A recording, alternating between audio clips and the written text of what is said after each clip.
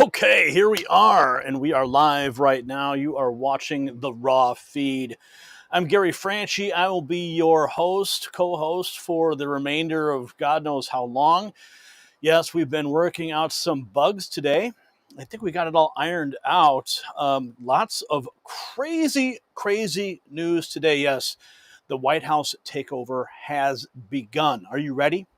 We've got a lineup tonight, okay? I want to see, can we get the chat so I can welcome all of our chat buddies, all of them in the house right now. Breaking news, yes, we have uncovered evidence of a power shift in the White House. I'm sure nobody is surprised about that. A Democrat insider letting slip that we're looking at a co-presidency. Have you ever heard of anything like that? I haven't. And also the potential VP pick for Kamala Harris. A couple different people have been leaked. We've got the scoop on that. Also, Biden's Oval Office address tonight, a total meltdown. We also have Trump's response, as well as some clips from his rally today. Amazing stuff. Also, stories that they don't want you to see. You're not going to see this on CNN or MSNBC, but what was happening when Benjamin Netanyahu was outside or was in the Capitol building today addressing Congress. What was happening outside was absolutely horrific to witness. We've got the clips on that. And of course, we have got the brave senators and congressmen stepping out into the darkness following that, just the chaos on Capitol Hill today. So we've got lots of stuff, but we also have something very special for you. I like to call him the voice of 1,000 alpha males. Mr. Chris Coles, Mr. Reagan himself, is gracing us with his presence tonight. Chris, welcome to the Raw feed. Oh, it is great to be here, Gary. Oh, yes, it's great to have you here. Have you been tracking what's been going on? I know you're a bit of a distance, but have you been tracking any of this crazy news today? Oh, yeah, I'm on X 24/7, but you did wake me up to do this. I'm currently in Indonesia, so I got up, and so I haven't heard of a lot of these stories. I do know that they that they dumped a bunch of like insects in Netanyahu's hotel, which is ironically the Watergate Hotel, which is actually a popular hotel in Washington, D.C., but it's famous for one obvious reason. But yeah, the protesters are getting a little bit out of hand. The left does have a problem because, they've got to support our ally Israel, and at the same time they have to appease the radical left who supports Palestine. So they're in a little bit of a pickle right now. Well, I think what's interesting is, and we're going to play some of those clips. I didn't hear about the bugs, to be honest with you, but yeah, I'm on X. I'm scrolling all day, and I'm bookmarking things. I'm like, I got to show these to our fans, and so we'll get your fresh takes on some of these clips we're going to play tonight. So I think that's really great. So let's just jump right into it, and I want to bring up this first clip here, and I just had it bookmarked for a moment. Let's pull it up. This is what really. It's really a short clip. It's really a short clip here. It's right here. Okay. This is Harold Ford Jr. saying Joe Biden and Kamala Harris will be co-presidents for the next 6 months. This is indicative of the takeover at the White House. This is what our thumbnail is depicting here. Can we hear it? I've got it up all the way. Will now be co-presidents really over the next 6 months. Now the real issue for me. I can hear volume. It's just not very loud. You can't hear it? 6 months. Now the real issue for me, Martha, is that he and Kamala Harris will now be co-presidents really over the next 6 months. Now the real issue. Not sure why that's. Is there another setting over here that I need to address? Really over the next 6 months. Now the real issue for me, Martha, is that he. The joy of live. Oh, here's why. How's this?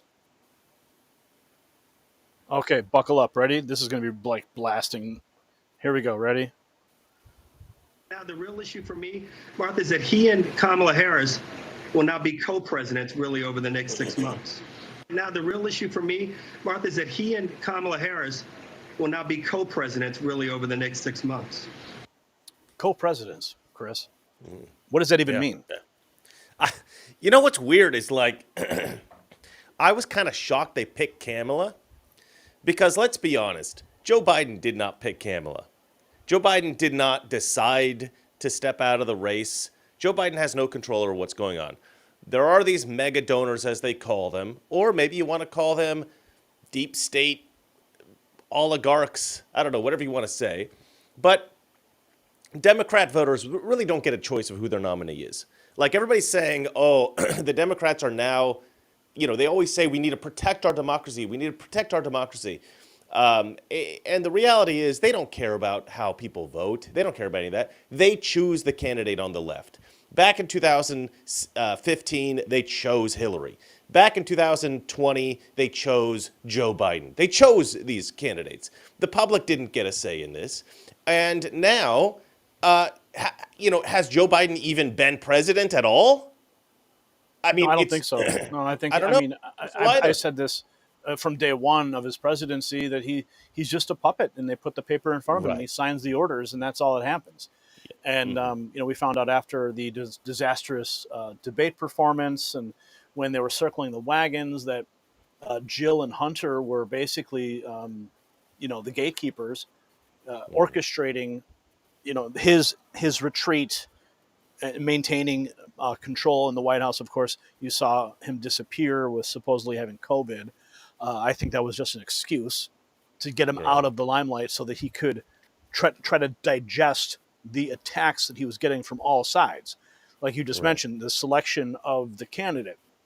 And we've been covering this for weeks now with Obama and Clooney and Hillary and Pelosi all working behind the scenes to apply pressure to him. And of course, like we mentioned last night, the 25th Amendment was threatened upon him that if you don't go the easy way, you're going to go the hard way. And the hard way would be the 25th Amendment, which would really cement the disaster of his legacy.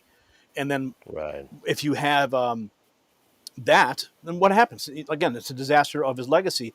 But when you have him stepping aside gracefully, and then you see the headlines come out, and what do they say? Oh, he's like George Washington, stepping aside for the good of the country. I know. Yeah, come on. Come on.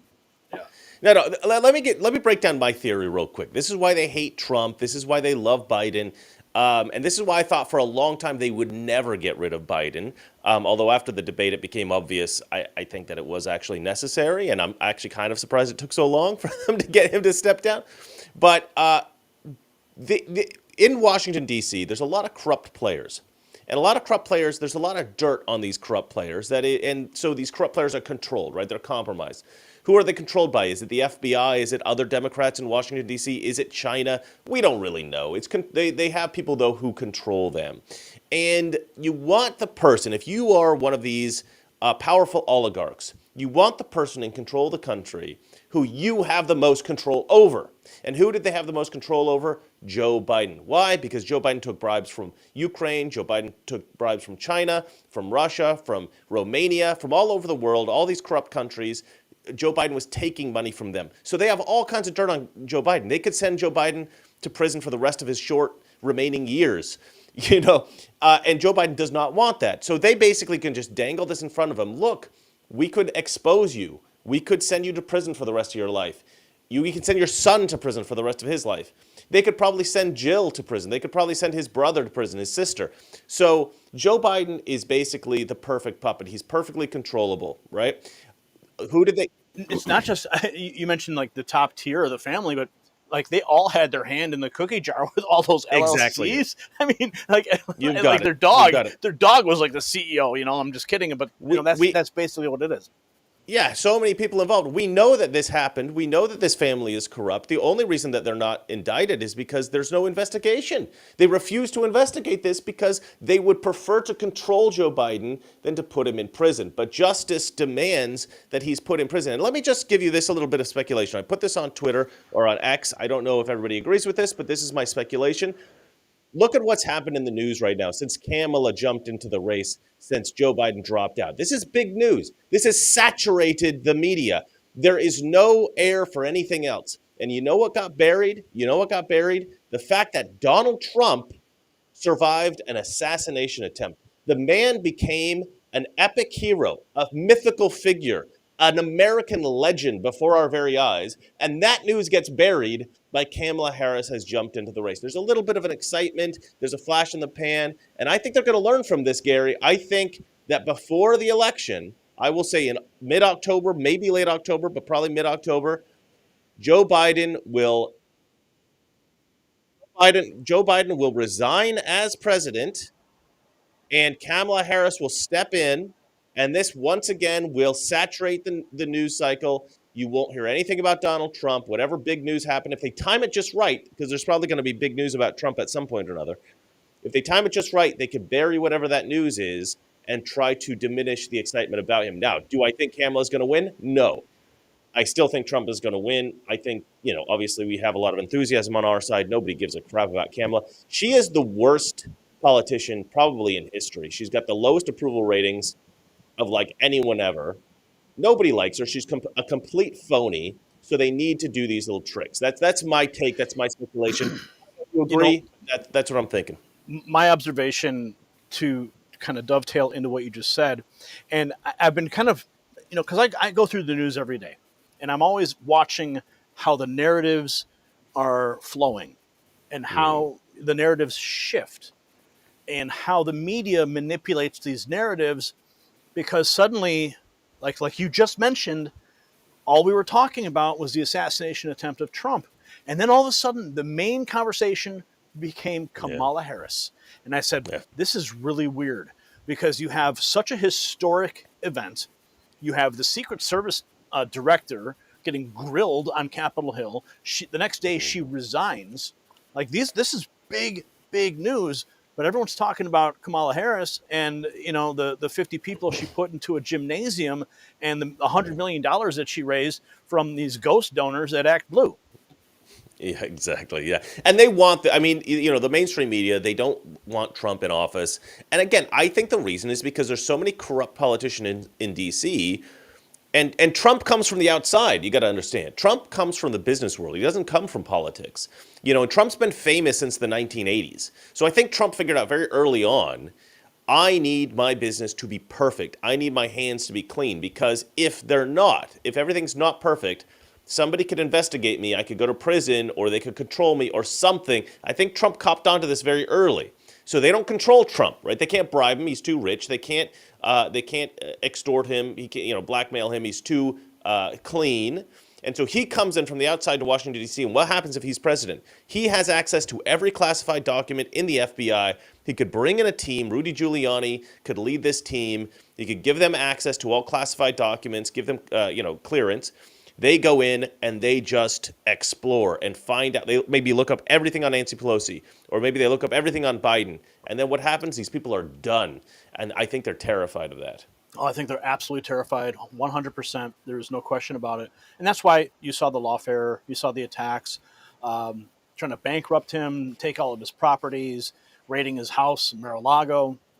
Everything you saw completely because they're terrified. And to add to your point about, the longevity of Trump's long game, I think, like that whole apprentice bit that he did for all those years, that was just a big public relations, perception game that he was playing to put him in that, in that chair, in that leadership of authority role, commanding a group of people to show the American people that he has what it takes. Even though it was a game show, it's all about perception. And I think that was all part of the game too.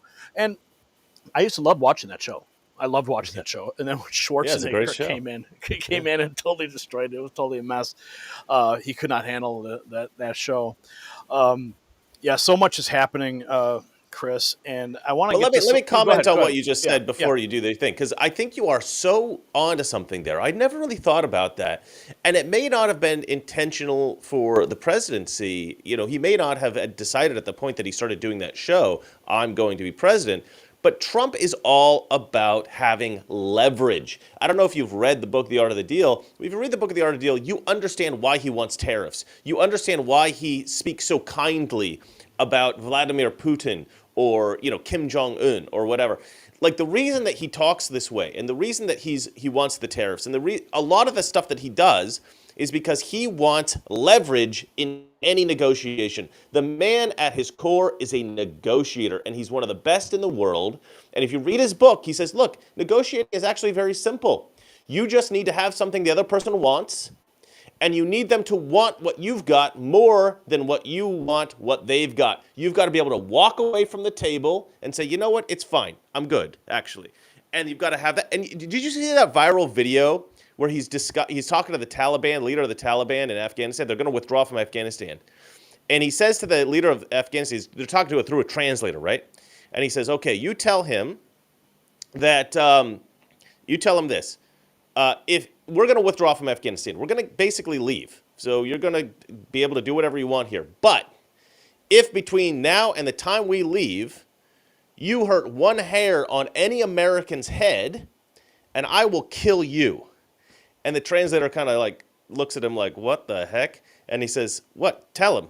And the translator's like, all right. So he tells tells the leader of the Taliban what Trump says. And the leader of the Taliban is like, what are you talking about? Trump pulls out of his pocket a satellite image of the Taliban leader's house and gives it to him, stands up, and walks out of the room. And the guy who's telling this story, who's a congressman, goes, not a single American was killed for the rest of Trump's presidency. Not a single American was killed.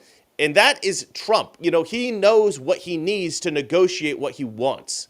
You know, and he had something that guy wanted, you know, more than anything in the world, right? Which is his life, his livelihood, his family.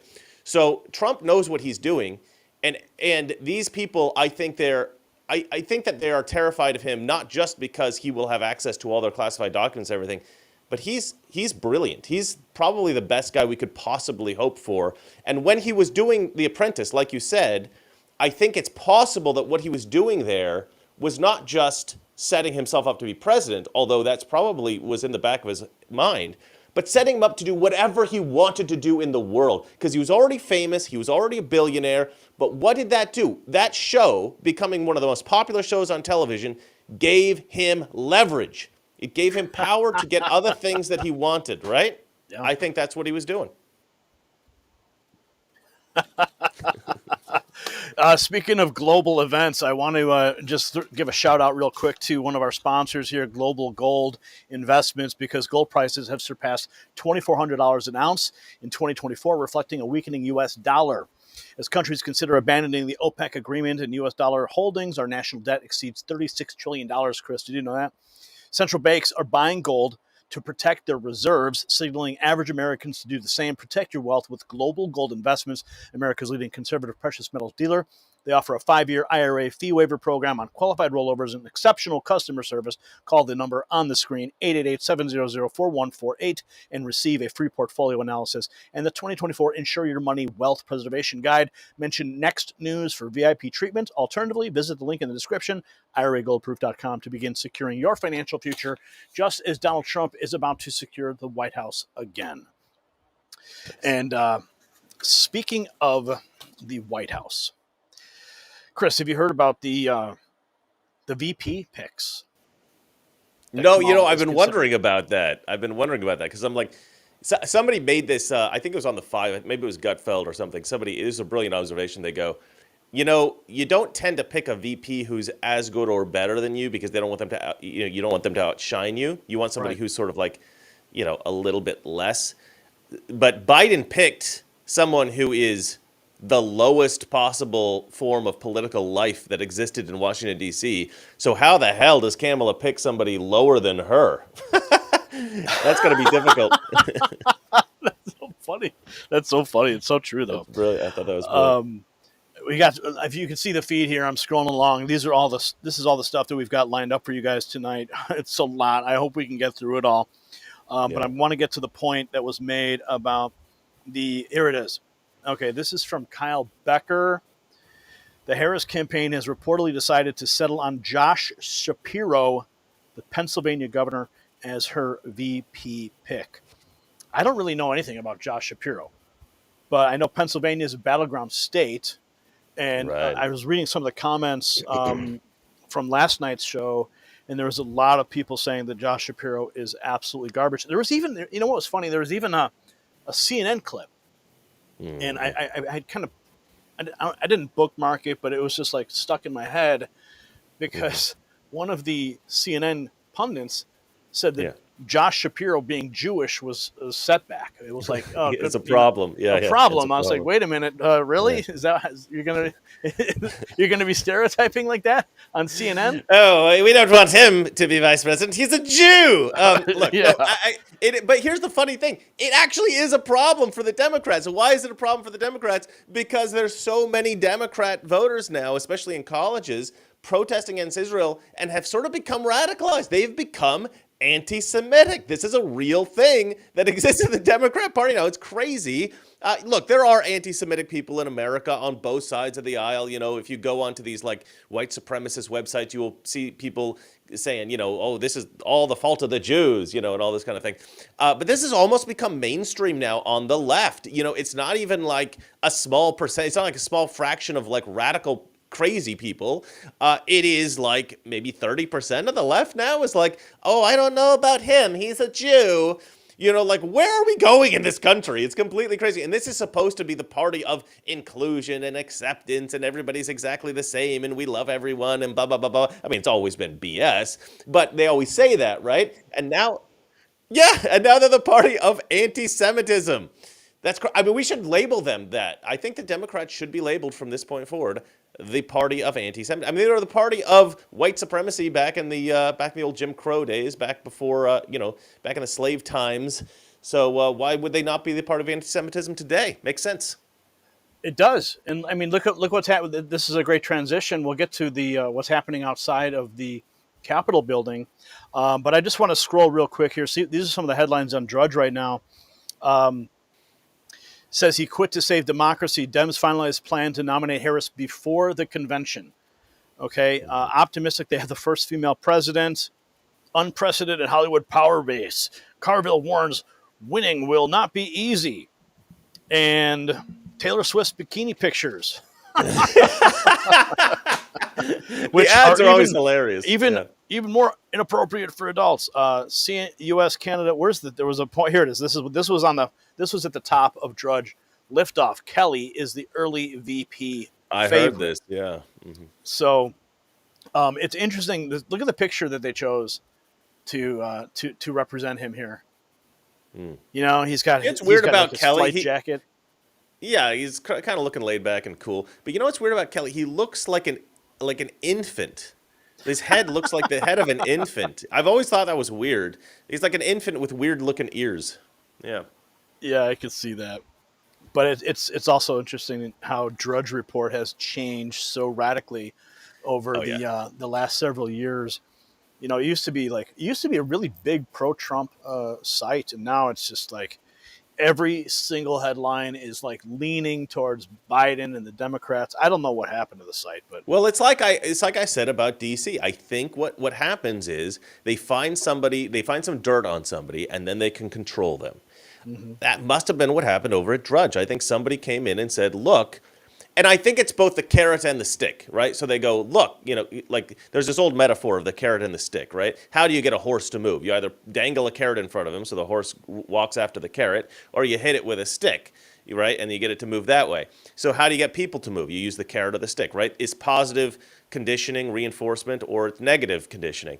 Do you use some threat against somebody to get them to do what you want, or do you use an incentive? Do you bribe them, right? And I think that a lot of these people, they use both methods. So whoever's running Drudge, maybe somebody has bribed them, and maybe somebody has said, if you don't do this, you'll go to prison for the rest of your life. We got all this dirt on you, something like that. So I think that's probably what happened at Drudge. That's my just sort of totally like evidence-less speculation.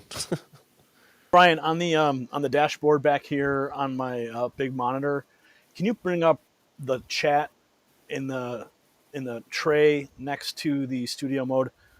So I can't see any of the chat. I do want to make an acknowledgement of everyone who is joining us tonight, because our viewers are the ones who make this show happen, and we do it for them. So I do want to bring the chat into the show. Okay, so let's just do a quick shout out. We got Justin in the house. We're the ones who know that ones means more than one. Emrun Mitt. Let's go, Brandon. CA Gill 57. Frequent Flyer. Bevo's Picks. Gracie Lou. Who is the VP? That is the question of the hour. We also have, who else is in the house here? Oh, the FF Neuben. George is back. Good to see you back. We have M.A. Bryant. Shoryu is in the house as well. Susie Q. Resto Guy. The gang is all here. And it's sad that we have to acknowledge that we don't know whatever happened to Harmony. She was one of our moderators, and she has completely gone silent. So just a quick prayer for her and her family, wherever she may be. So, Brian, you can bring up some of the chats up onto the screen here because it's actually very difficult for me to see that box on my screen here. If you want to just target some chats and we can make some better acknowledgments. Can't wait for the cackler in chief. No, I don't want the cackler in chief. Oh, man.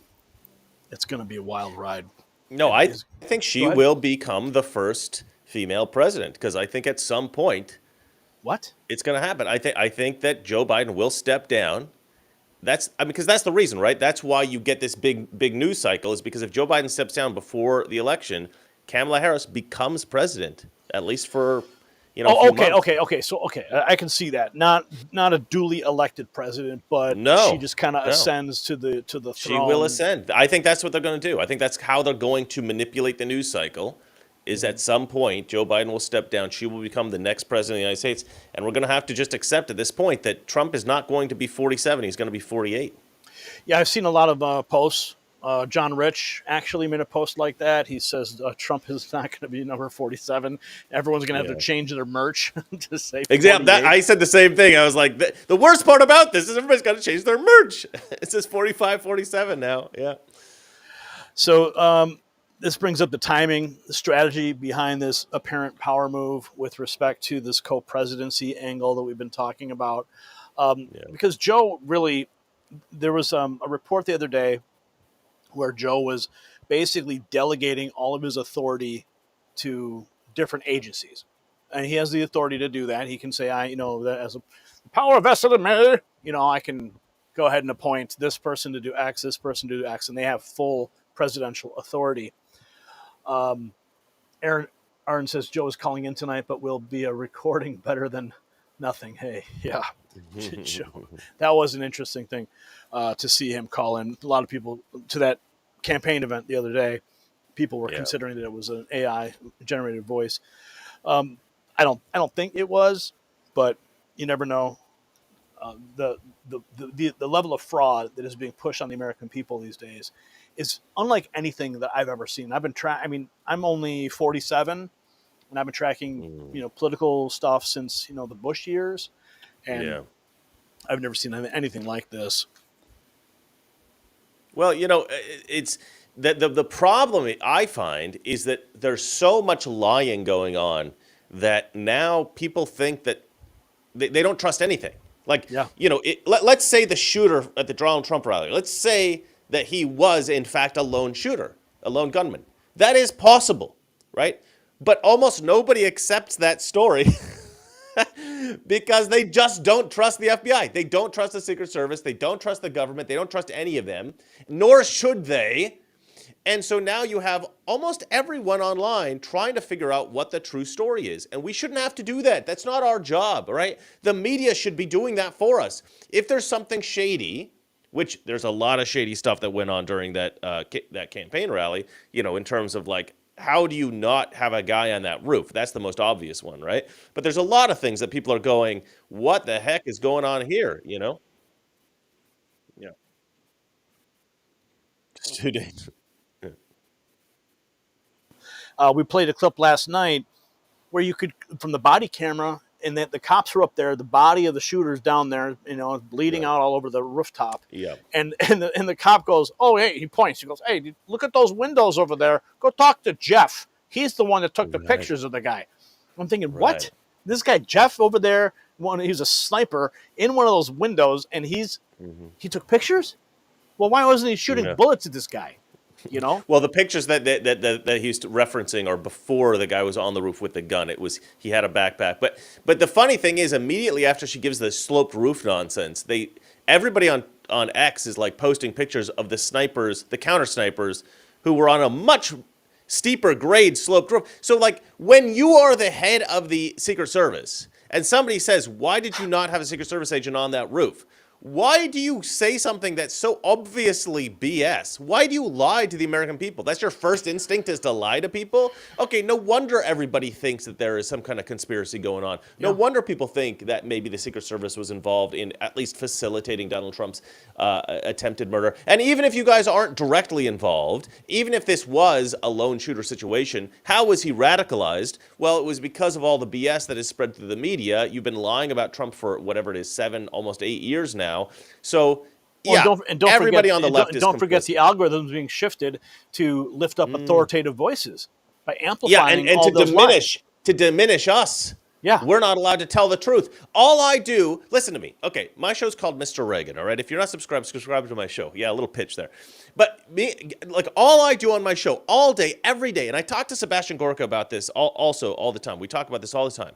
We desperately try to tell the truth. That's like our number one thing. That's all we care about, okay? Look, maybe we're wrong every once in a while. Maybe I come up with something or some speculation that turns out to be wrong or something. But I'm genuinely trying to express what I think is true to the American people. If I'm saying something that I'm not sure about, I say I'm not sure about it, right? But if I'm saying something that I'm 100% convinced of, I will never tell the American people or my fans or anybody anything that I don't truly believe. And if I'm not 100% sure, I say I'm not 100% sure. So, but you know what? The media, we have trusted them for, whatever it is, 100 years to do this exact thing. And for a long time, I think they actually tried.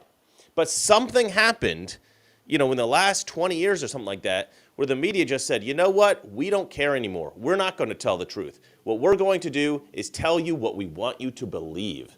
And the media has just become a propaganda engine, and it's horrible. It's disgusting, and you can't trust them. And you can't trust the government. They're just lying to everybody. I think the internet makes it easier for us to pick up these lies and to figure out that they're lying. But they lie so much now that we don't even trust them when they're telling the truth. That's the sad part. Do I still got you? Did Gary disappear? Do I host the show now? All right, welcome everybody to Next News Network. And this is Raw Feed. Well, anyway, Gary will be back in a little bit. Right now, I just want to talk about Kamala Harris's cackle. You'll notice, I don't know if you guys will have noticed this, but I was going through because I was creating some clips of Kamala Harris saying really dumb things, and I came upon some of her cackles, right? And what I noticed is she's kind of stopped cackling. Something happened where she figured out, okay, this isn't good for me. People don't like this. And so in interviews, because what happened is somebody copped onto the fact that she cackles when she's nervous or when she's got a difficult question. And so I think that this really affected her psychologically, and she figured out, oh, I can't do this anymore, so she stopped her cackling. And also, I will say that her first speech that she gave as the new nominee was actually not too bad. I mean, it wasn't as bad as her, you know what I love? I love the yellow school bus. School buses are amazing, aren't they? And it was a hell of a lot better than her Venn diagram things. And she has not once said, let's look at what can be. Hey, there we go. Gary's back. What can be unburdened by what has been. She hasn't said that once, right? So she's getting over some of her problems. But I will say, notice how she talks in that first speech.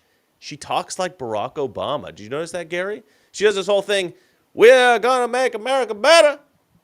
We're going to make the poor people rich. I'm black, I promise. I'm totally black. I grew up in the South. That's what she's doing. She's doing a Barack Obama impression. No, it's ridiculous when you hear them go in front of the stage and they start adopting the dialect and Yeah. the accent of wherever they are, just so they can try to relate to the crowd. It's the most embarrassing piece of pandering that I think I've Yeah. ever No, heard. she's trying to sound like Barack. I think she studied Barack's speeches, and she got the Blackanese accent in her head, the sort of like Martin Luther King style thing in her head. But this is why people hate her, because she's so damn phony. She's Yeah, the most artificial politician in history. And you know who she's opposed? You know who's running against her?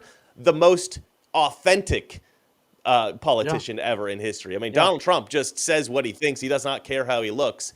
And all Kamala Harris cares about is how she looks. So that's the contrast right there. There was a video clip that was circulating. I did not bookmark. Maybe I did, but there was a video clip circulating earlier, and I think it was one of the Krasensteins that had posted it. And like, oh, look at all these Mm. people, and they're all dressed in like a white with like white blazers. It almost looked like a cult, and it was all these women of color, I guess, and they were all like funneling into this large room as if they were like going to some like mass baptism of Kamala Harris, and it was like the creepiest thing ever.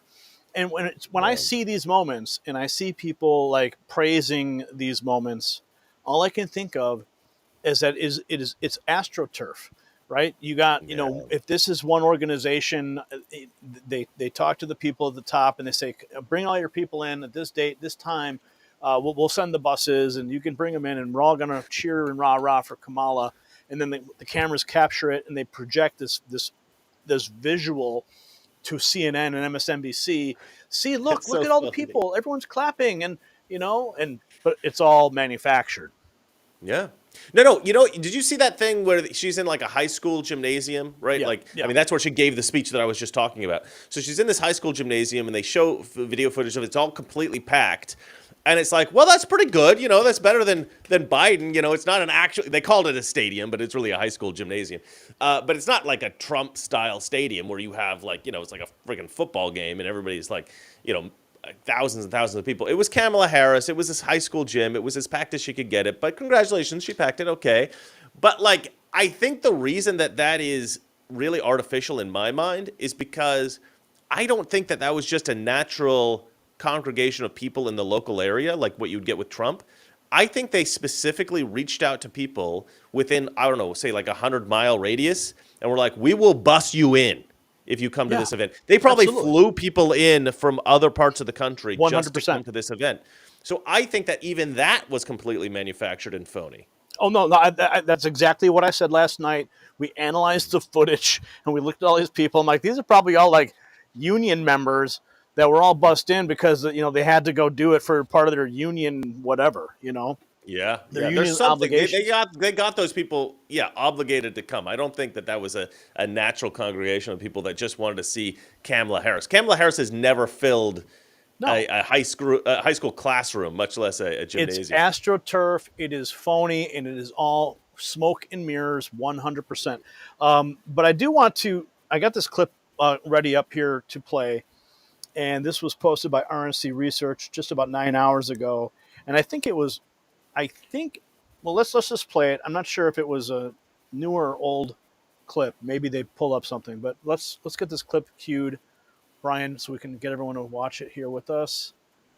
I'm ready when you are. She was Mike Pence on. You're very different in the policies that you've supported in the past. You're considered the most liberal United States senator. Somebody said that, and it actually was Mike Pence on the debate stage. But Yeah. Well, actually, the nonpartisan GovTrack There's a has laugh. rated you as the most liberal senator. You supported the Green New Deal. You supported Medicare for all. You're very different in the policies that you've supported in the past. You're I mean, to CBS's credit, I have to say thank Yeah. you, for Yeah. calling that out. And she brings up the GovTrack point, and here is the GovTrack element that she was talking about. This is from MAGA Patriot Terry. She posted this 4 hours ago. She says, folks, copy this. It's already been removed. It's already been removed. Can you see that? Can you see that tweet? Put it on your phone, your iPad, your computer. Keep it and use it. We're in a nasty fight with the wrong side. They use lies against our candidate. They repeat the lies so often. those that watch MSM believe the lies. And this is the actual GovTrack post. Ranked most liberal right there. Sorry, it's a little blurry, you guys. This for some reason, this program takes a little while for the blurriness to disappear. I wonder if it's a bandwidth issue. No, you just have to leave it there for a second, and then it'll render. But that's what. Okay, maybe it's a bandwidth issue. I hope our viewers are able to see it. I can't read their chats though. Are you guys seeing? Is it clear? Is it clear for you guys? Or let's go, Brandon. Gary's in his boxers. He says. No, I'm not in my boxers. I'm wearing my lounge shorts right now, actually. Yeah. No. I saw him just as he was stepping into the thing. Below the t-shirt, completely nude. Completely nude below the t-shirt. Completely naked. It's very warm in here. So I have to make sure that, Some impressive junk there, I got to say.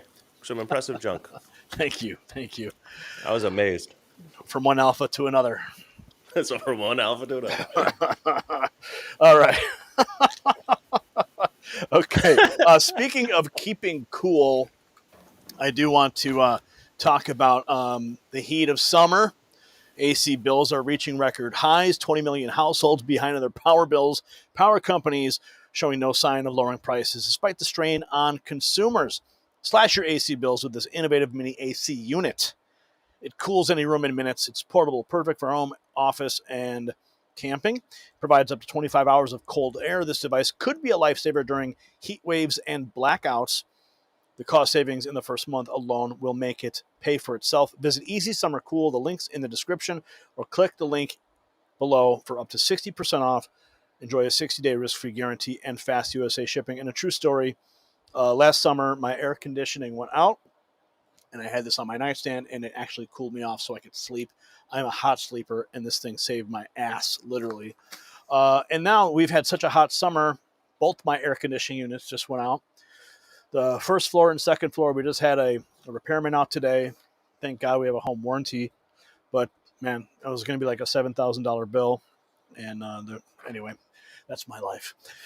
So, EasySummerCool.com. These are the guys that help keep us going, and our viewers keep us going as well. Everyone donating in the GoFundMe on our PayPal. We've been demonetized for almost 18 months now. We're actually about to reapply. I have no faith that we're going to be able to get our monetization back. It's been a nightmare. We're waiting for the Texas Senate to fire off those subpoenas at Google to get some real answers. So maybe something will change. So your prayers and your shares and your dollars all keep this show going. And I want to acknowledge some of the folks in our chat. Brian, can you, this chat is not moving on the screen here, so I can't see what people are saying. Where's Jill? Patrick says the school bus. Biden straight up lied without flinching. Amazing tonight. You know what? Thank you, William, for bringing that up. Because that does bring us to the Biden Oval Office address. We have some clips lined up for you on that. So Chelsea's spending time with her dad, Mr. Hubble. Oh, that's a classic one. Oh, yeah, there's no question. There is no question that Chelsea is the offspring of Webster Hubble. I mean, the visual. What do you think, Chris? I mean, I think she does look like Bill Clinton. Oh, okay. So you're part of the conspiracy. Yeah. You're part of it. I mean, I'm good either way. I really don't care anything about Chelsea, to be honest. I guess it doesn't really make that much of a difference. No, it only doesn't matter to me. It just adds to the pile of fun lies. Speculation. Yeah, absolutely. Well, it's sort of like what's his name being the son of the Cuban dictator. What am I talking about? Oh, the Trudeau. Canadian president. Trudeau. Yeah. Trudeau looks. I mean, if you look at those side by sides. Yeah. It's a fun conspiracy theory. I don't know if that was true either. Well, okay. If you want to dive down that rabbit hole for just a second, I think we can. The story goes, and I forget where I heard it, is that Trudeau's mother was down in Cuba for something, and her and her husband were swingers. 9 months later, and they hooked up with Fidel, They had a Look, little I don't thing. think it's beyond the realm of possibilities. I just don't know, and I don't Yeah. care.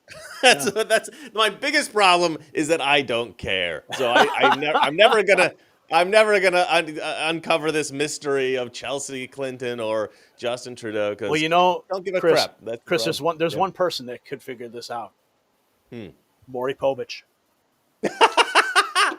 You are the father. You are the father. dig up old Fidel, get his DNA. Fidel's like, I knew it. Yeah. Okay, let's get to this Oval Office address because I know everyone wants to talk about the ridiculous presentation that we saw. Okay, first clip we have lined up for you here. Where is it? There it is. This is now. So I didn't see this. This is Joe Biden, right? Joe Biden. This is addressing the Joe world.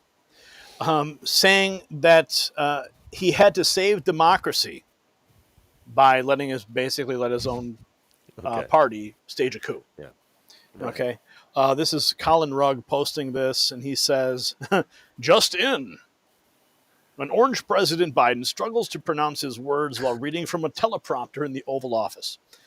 Biden said he had to save democracy by letting his own party stage a coup. Those who cherish that cause cherish it so much. A cause of American democracy itself, we must talk about it. Yeah. Okay. Enough of that. Let's see if we can get this to play. Can you guys tell me in the chat, how does the screen look? Are you guys able to see the text on the feed? They did say that it was blurry. They said it was blurry. Really? Previously Really? when you asked. That's yeah. no good. Yeah. A notice just came up. Gary's feed camera, probably a low FPS. That's not good.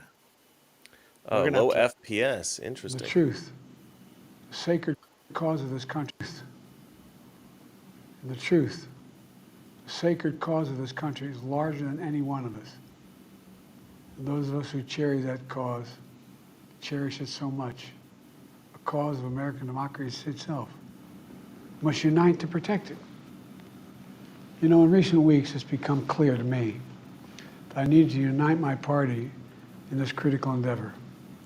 I believe my record as president, my leadership in the world, my vision for America's future, all merited a second term. But nothing can come in the way of saving our democracy. That includes personal ambition. So I've decided the best way forward is to pass the torch to a new generation. That's the best way to unite our nation. You know, there is a time and a place for long years of experience in public life. There's also a time and a place for new voices. Okay. Listen, Chris, that guy was like practically falling asleep right there. Gary, I don't understand why anybody thinks he's fit for office. It's fine. What's the problem? Chris, I really have one question though, Chris. Yeah. Why is he up so late? It's past his bedtime. He should be in sleep. Yeah. He should be asleep. Look, this is really the last speech that he had to do until he's going to resign from the presidency. That'll be the next last thing that he's got to do. Do you really think he's going to do that, huh? Okay. Oh, 100%. Now, here's why my theory is unique compared to everyone else's. Almost everyone else is proposing that he's going to have to step down because he literally cannot function as president. I don't think that matters, actually, to the people that are in charge. We're run by an oligarchy right now. Whenever the Democrats are in charge, we're run by an oligarchy. Whenever the Republicans are in charge, well, hopefully when Trump's in charge, we're actually run like we're supposed to run. We have a president in the executive office.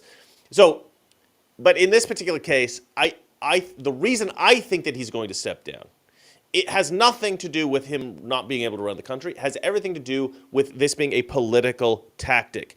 I don't think Joe Biden makes the decisions of whether he runs. I don't think Joe Biden makes the decision of whether he remains in office. I don't think he makes those decisions. I think the people who pull the strings, the puppet strings, I think that they control those decisions.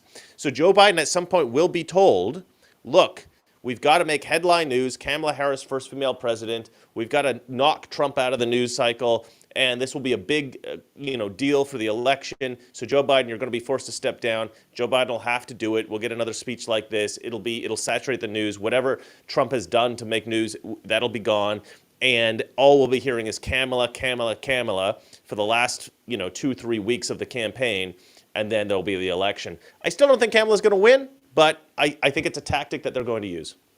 Some poll results we're going to get to a little bit later. All the noise that I've been seeing online. Oh, shut up, Joe. Shut up, Joe. All the noise I've been seeing online, and we brought this up in a previous special report, that one of the big problems they had with Joe was that the margin of fraud for them to pull off was huge, right? Because Trump's leading by 15 points in some places, that they could not steal the election.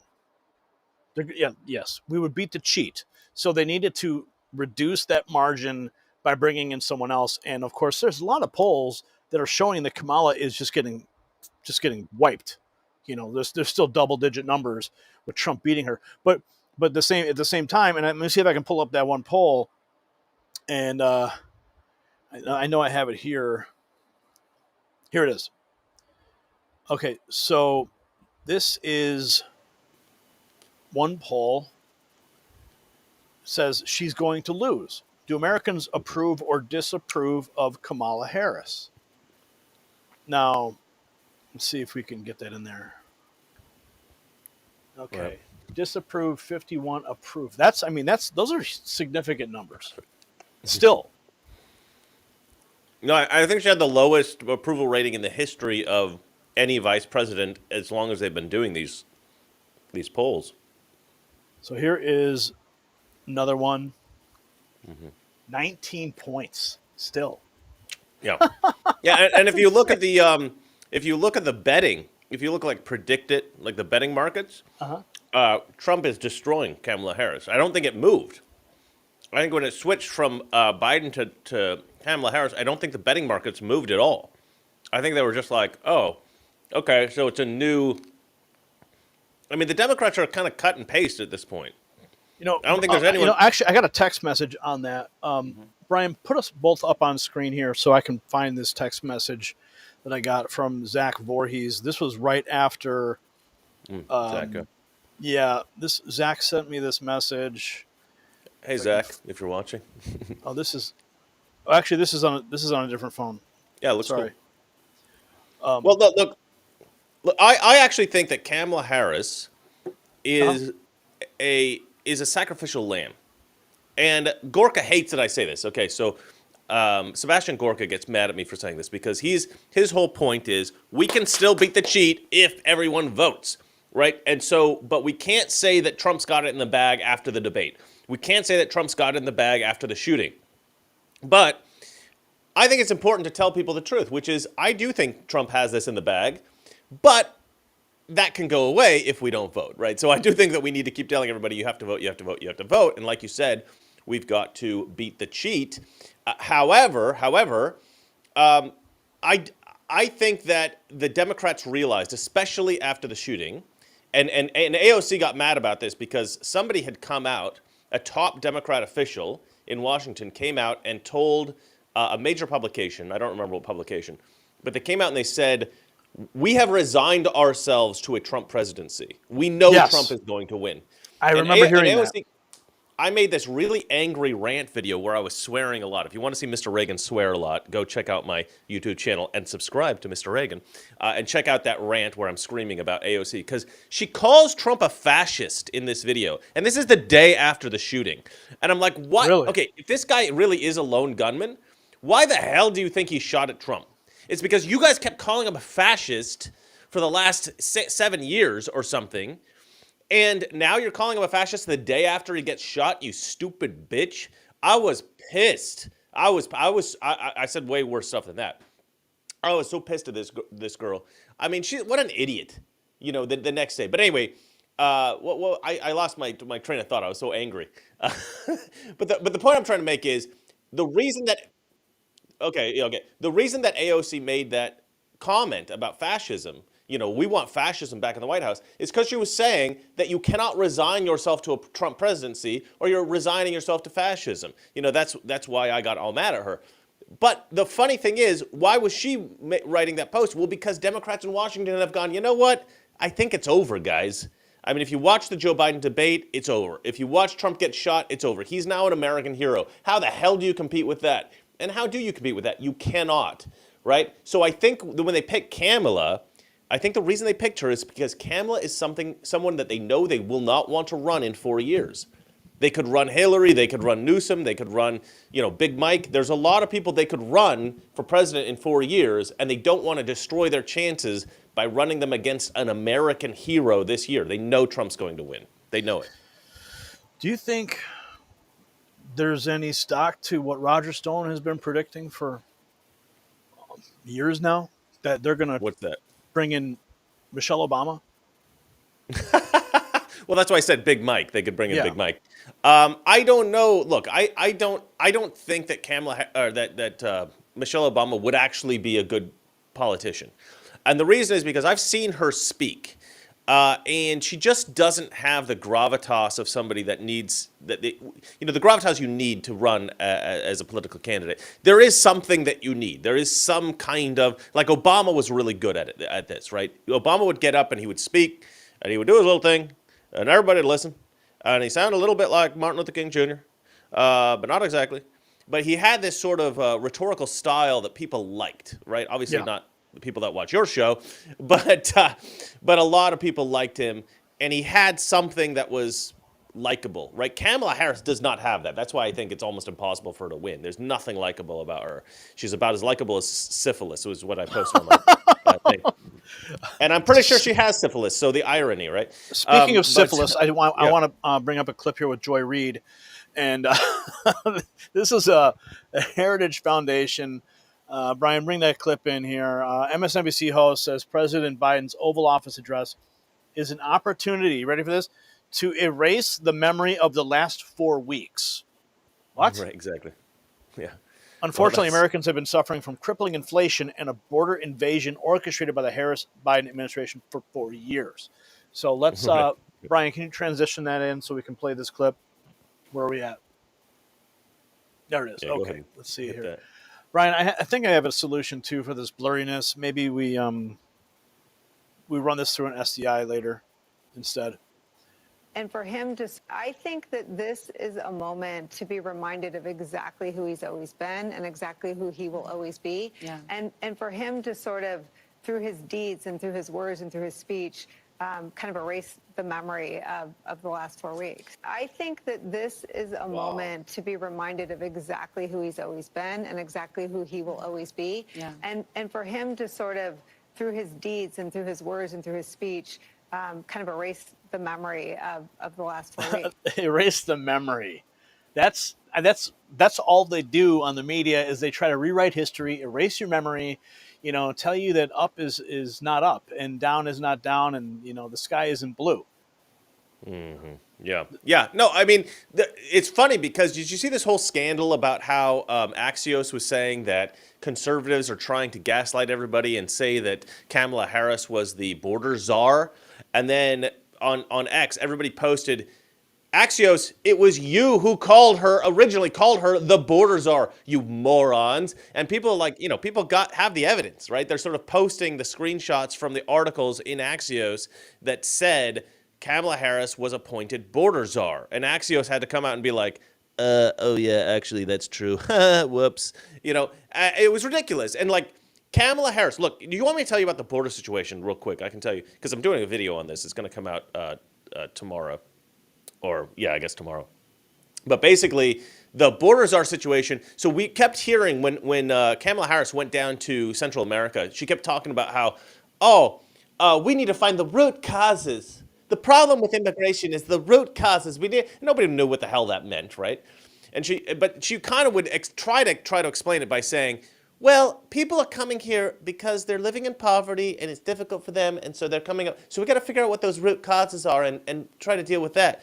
And she's like, it may not have an immediate impact, but down the road, many years from now, and we're like, well, yeah, but we have an immediate problem, you stupid idiot. But anyway, no, but I found out what that is, right? Because the OMG group, right, James O'Keefe's group, he did an undercover thing where with a couple of people within the government, and they acknowledged, one of the guys in particular acknowledged that the whole concept of the root causes effort by the Biden administration, led by Kamala Harris, was to just give money to these corrupt governments that had caused all of this poverty in their countries, and people were fleeing their countries and trying to escape into America, or trying to, illegally cross the border into America. And so her solution was these countries that has mismanaged their government so badly, they've got this horrible poverty in their country, just to give them a bunch of money, as if the country is then going to be able to manage that money well. Okay, and all I could think was, Kamala Harris is setting this situation up to basically steal American tax dollars, give it to these oligarchs in these other countries so that they can steal it, and it's almost for sure coming back to American politicians as well. And probably Kamala Harris is stealing that money also, right? So because like we just saw, who was it? Senator Bob Menendez was just found guilty on all counts of stealing, essentially taking bribes from Egypt. We know Joe Biden did this. I'm 100% sure Kamala Harris did it. With this whole borders we'll send money to Central America and that'll stop immigration from coming. Did it stop immigration, Gary? You tell me. Did it stop immigration? Oh, no, not at all. No, it did not. No, it did not. The illegal immigration has continued. The caravans continue.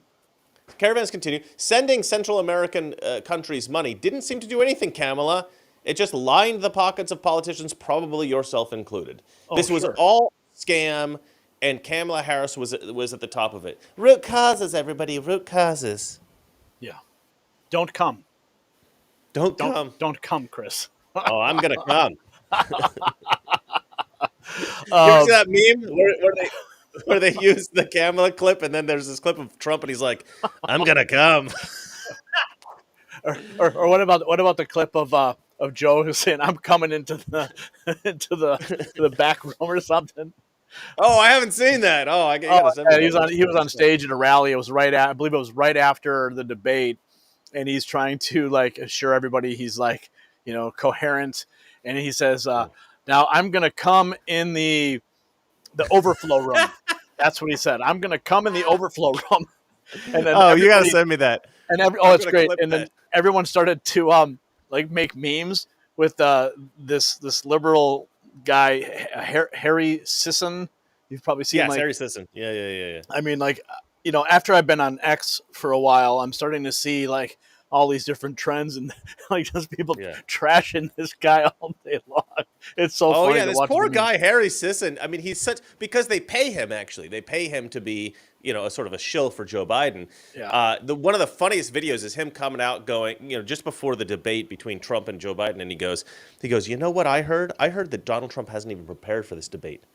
Joe Biden has been preparing for 7 days. He went to Camp David and he prepared for this debate for 7 days." He's like, Joe Biden is going to absolutely obliterate Donald Trump. What you're going to see here is a murder because he's going to kill Donald Trump.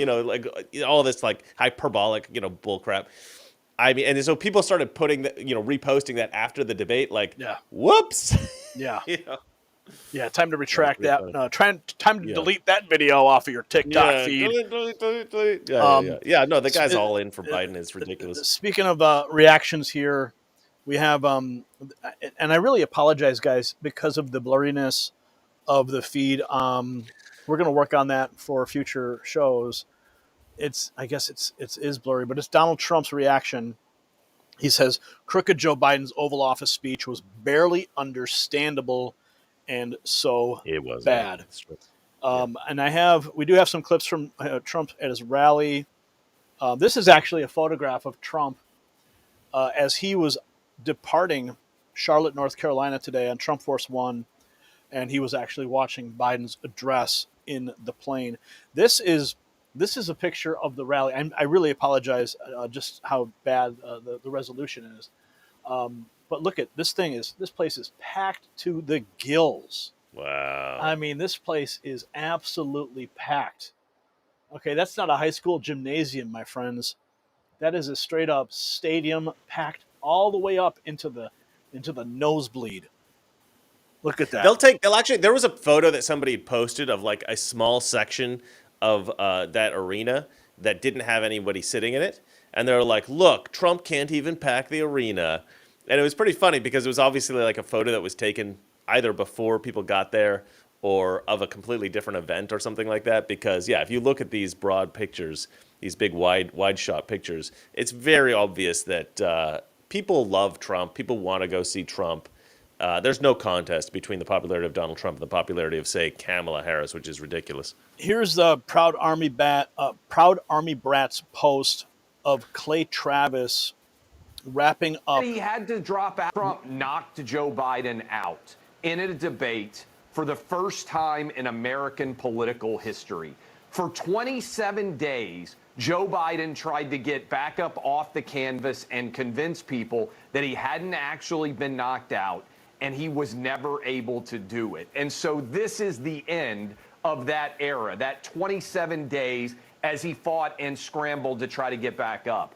You know, though, what he said? I jotted down a couple of things. He said he had to drop out to save our democracy. Save our democracy by putting a woman who has never received a single vote for president of the United States in after 14 million people voted for him. If he really wanted democracy to triumph, he should have done what all of us said. Back in the summer of 2023, he should have said, I don't have the physical or mental ability to run. Let's have an open primary and let the Democrats pick somebody. Also, Jesse, I'm fired up about this because did you see on CNN where they said DEI is the new N-word? Even in this address, they actually, Joe Biden, bragged about putting a black woman on the Supreme Court. He didn't brag about it, but remember, he picked Kamala Harris after saying he would only pick a woman. He created the DEI categories. He diminished his own nominees. He could have still picked Ketanji Brown Jackson and Kamala Harris. He didn't have to tell us that he was only picking them because he had said, I got to pick a black woman and because I got to pick a woman. I think Joe Biden is the biggest liar, the worst president we've ever seen, and he delivered more of that tonight. We're looking at a failed presidency in real time, that's for sure. Clay, I thought we were supposed to celebrate DEI. You know, no one celebrates DEI more than Jesse Waters Primetime. Every Thursday, we celebrate DEI Thursday with our friend, Reverend Al. Why is it the N-word now? I thought DEI was a good thing. Because this is what they're going to fall back on, Jesse. And I'm going to go have some ice cream in honor of Joe Biden, maybe with a nice alcoholic beverage alongside of it when I finish this hit. But look, this is what their campaign's going to be. They're going to say any criticism of Kamala Harris is racist and sexist. You know this. They're going to say that Donald Trump's going to show up on their door knocking on it, and if somebody's 15-year-old girl is pregnant, he's going to personally arrest them. I mean, this is where they are all headed. But let me hit you with one more line that I actually think Joe Biden delivered. I like this Clay He Travis didn't anticipate landing like it did. He said, does character in public life still matter? The answer is yes. And that's why you got fired by Donald Trump tonight. How I felt about Joe Biden's speech in general. That's fantastic. That's great. Yeah, it was good. That's good stuff. Wow. Okay, so that was another. Okay, this is Okay, this is the same clip, a little bit shorter. Okay, this is from Vigilant Fox, going back and staying in the debate theme here. Mm-hmm. And what's really good is I got a follow up of the border union chief Brandon Judd, which basically just contradicts here. So let's see what Joe has to say about this. We're also securing our border. Border crossings are lower today than when the previous administration left office. Oh yeah. We're also securing our border. Yeah. Okay. Sure, Joe. Let's see what the borders are. I mean, the actual border union chief says. Kamala Harris knows what she needs to do. I was there. I gave her all of the policies that she needed, all of them, and she refused to implement them. She does not care about you. She does not care about the safety of this country. He does. This is the man for the presidency. Wow. I want to post that on my X. That's amazing. That's an amazing endorsement right there. An amazing endorsement. Wow. Holy crap. Because that's like inside info. You don't usually have somebody call out their boss like that, because you're supposed to show some loyalty. But yeah, I mean, her actions are so egregiously bad that people within the government are willing to go on stage and call them out. That's I'm shocked actually to see. Well, I don't think he is the head of the Border Patrol Union, so he represents all of those. So he's not actually individuals. working, right? He's Yeah. not the head of the Border Patrol in Right. government. So, but Oh, he interesting. still has the authority to speak because he represents all the Border Patrol officers and agents. And as he said, he did present her personally with all the tools she needed to secure the border, and she just said, "Nope, we got to address the root causes. The root causes." And this is the scene right outside of the Capitol building today, when they were burning effigies and the American flag. Is that Netanyahu? Yeah. Netanyahu? Yeah. Now, I mean, just look at this. Look at what, I mean, I can't believe that this was allowed to happen. But there they are, taking the American flag down. They are pulling it down, lowering the flag, and then they raised Palestinian flags in their place. Oh no, they did not. Oh yeah, they did. Oh my! And it was so dramatic that see there goes the Palestinian flag. Oh my! They literally took down the American flag and they put up the Palestinian flag. These people are disgusting. Now I'm not sure what monument that this is here. Brian, can you bring up the bigger screen so everyone can see it? The transition here. They're vandalizing. Yeah, look at this. Yeah, they're just spray painting monuments. Like, where are the water cannons? Like, seriously, the water cannons. Why can't we just get these people out of here? This is blatant. Or the plastic bullets. Yeah, I mean, this is not a peaceful protest. This is destruction of property. Right. And, like, that's funny because they didn't write Palestine. They wrote Hamas specifically. Yeah. Oh yeah. There's another clip here. Okay, this one is wild. This one is actually really wild. This is Paul Cipolla, who posted this. I'm not sure. Okay, so Richie McG is the original source for this. Okay, so he says he got called a Zionist and a liar for asking someone why they're spray painting the Columbus fountain. Okay, so let's see if we can. Wait till you see what this woman does. Okay. Now, let's see if we can play this clip. Baki Arabi. We will honor all murder. Can I ask why you're spray painting? I'm just asking. That's my job. What do you mean it's your job? It's my job to ask questions. What are you doing here? You don't support Palestine? I support the free speech of the United States of America. Do you support Palestine? I lived in Jordan for 6 months, and I believe America is the last hope that we have. That's what I believe in. So get the fuck out of here. I'm here doing my job. Over here, guys. Zionist. Yeah, okay. Zionist. Okay. Wow. Sure. She's like trying to sick the mob on him. Baki Arabi كويس. Baki Arabi. Yeah. أنا درست في Jordan. Don't take it back. You're a liar. You're a liar. I heard what you said. Everyone heard what you said. Yeah. So this was what the scene. An evil bitch. Yeah. She's trying to like get that guy killed or something. Yeah. What a horrible woman. Now, this is a beautiful moment here, okay? This happened just 2 hours ago. Several House Republicans, including Speaker Mike Johnson, replaced the 3 American flags that were ripped down and desecrated by anti-Israel demonstrators at Union Station earlier today. The group recited the Pledge of Allegiance alongside law enforcement. Look at this. Look at this. Justice for all. Nation, under God, indivisible, with liberty and justice for all. Woo! Yeah. Well, it's a nice symbolic gesture, I guess. I mean, they go out there and they had to put the flag back up. Yeah. House Republican Speaker Mike Johnson replaced 3 American I'm not flags. that impressed with Mike Johnson. I feel like he's, I don't know, impotent, I guess is the word. Yeah, I mean, I'd like to see more teeth. I don't know why they're dragging their feet on all these impeachment proceedings, but I guess it's like, I mean, they impeached Trump with 4 days left in office. You know, here's what disgusts me. They impeach Trump and they go after us for things that aren't real, right? Like Trump's trial. That's not real. You know, it's a kangaroo court. That's a show trial. It's absolute BS, right? But we won't actually go after them for legitimate issues. That's what drives me nuts. Like, these people should all be arrested, tried, and convicted of actual crimes. But we won't even investigate actual crimes of theirs, whereas they will send us to court for drummed up bullcrap, right? The flag thing's nice. Okay, put the flags back up, say the pledge, whatever it is. That sounds like really nice. Why aren't all those people arrested? They're defacing the property of our national monuments. Get rid of these people. Throw them in prison.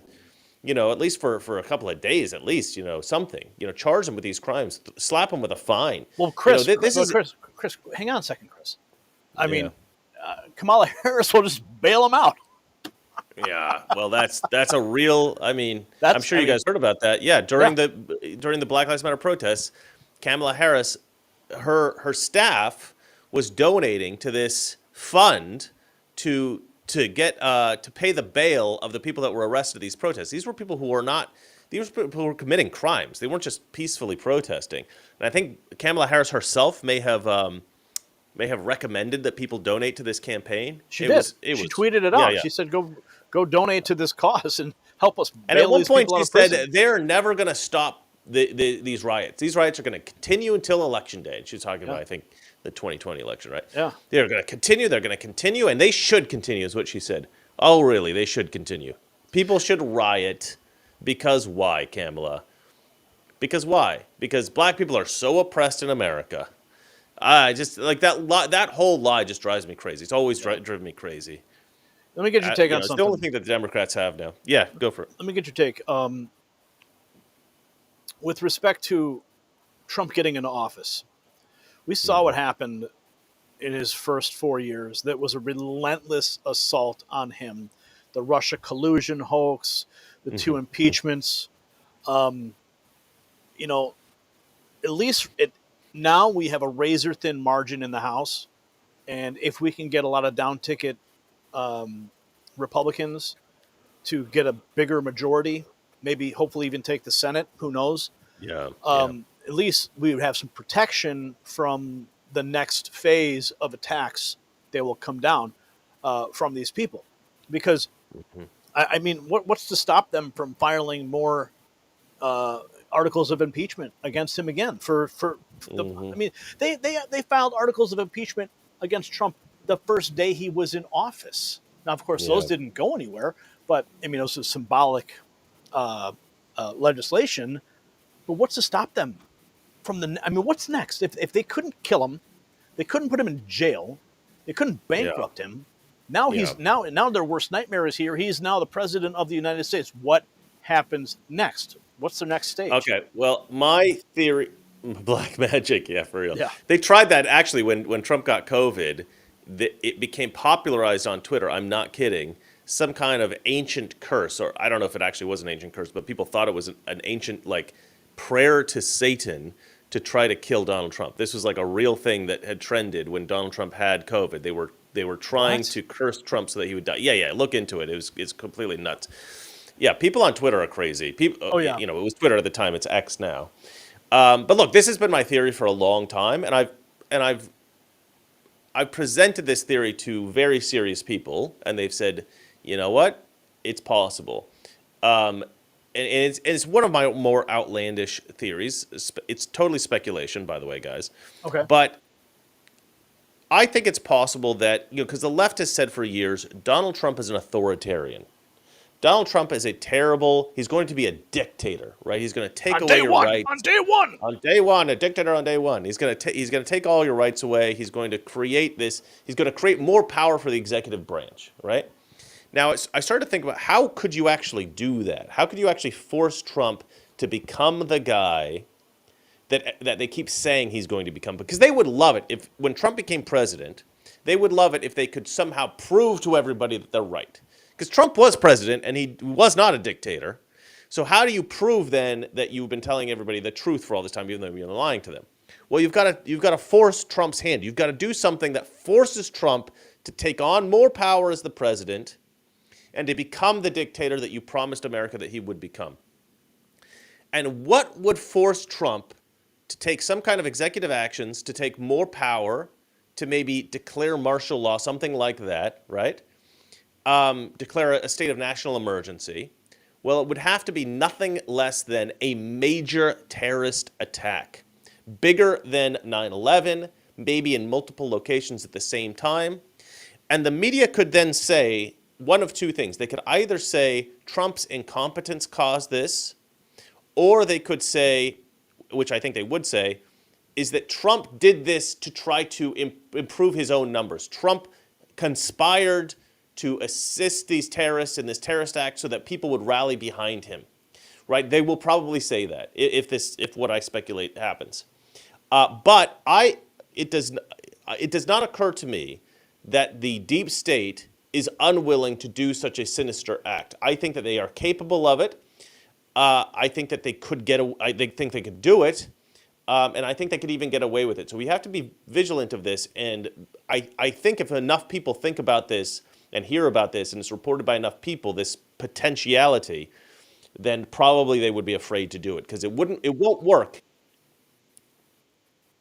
Because if you look at the 1993 World Trade Center bombing, okay, the FBI provided the bomb for that specific terrorist at the time.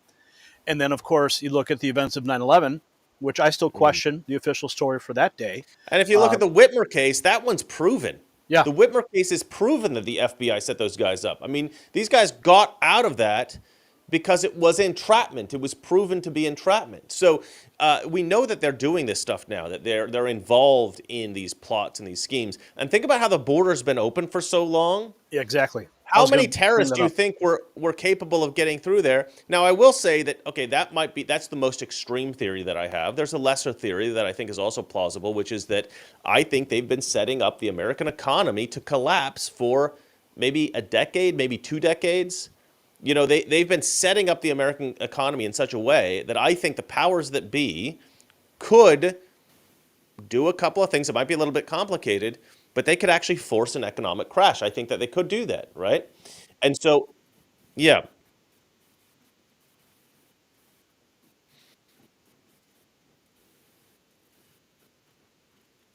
Mm-hmm. Shot in the air. Yep, I did see that. That was crazy. Yeah. Mm-hmm.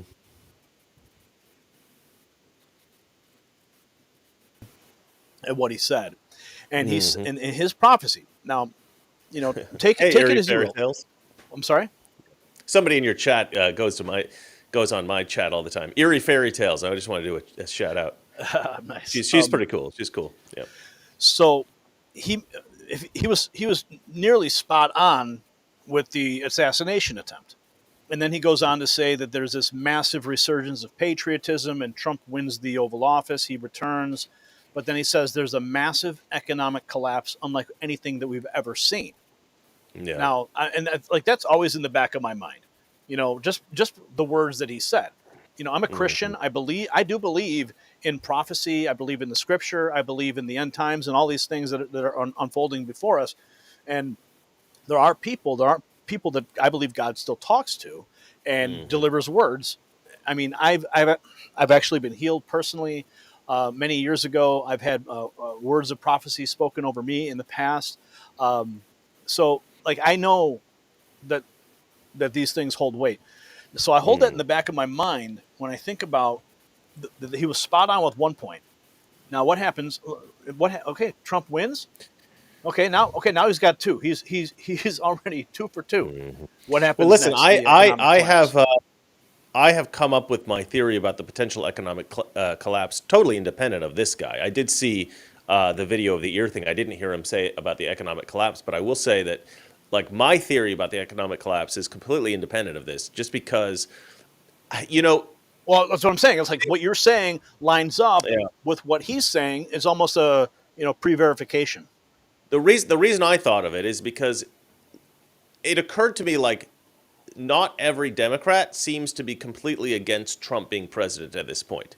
Like, we got to a point where they said, okay, it looks like Trump's probably going to win. now what do we do? And you start to think through the scenarios. And there has been some whisperings about how, the economy is sort of due for a collapse and all this kind of thing. And I was thinking, oh, hey, maybe that's the plan. Maybe because I don't think that it would be a natural collapse of the economy. I don't think they're sort of anticipating it. I don't think they're going, that's how they're presenting it, right? They're presenting it as this is a natural consequence of, economic cycles. But I don't think it is a natural consequence of economic cycles. I think what's happening is they've figured out, we could perhaps do this, this, this, and this, collapse the economy, and then it'll look like Trump is totally incompetent, that Trump did this. We could put it all on Donald Trump. So it might be a good thing if Trump is there. Yeah. Yeah, I can see that easily.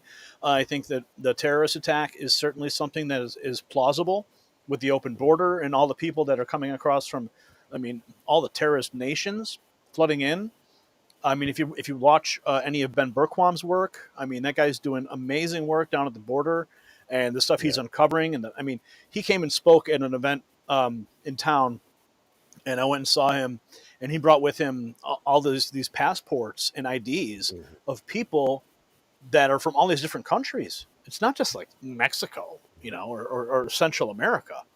We're talking like all over the world. And they're finding people on the terrorist watch list, all these things. So it's completely plausible that any of these scenarios could unfold. And speaking of what's happening around the world, I want to bring up something that, do you watch the Olympics, Chris? Nope. Neither do I. Neither do I.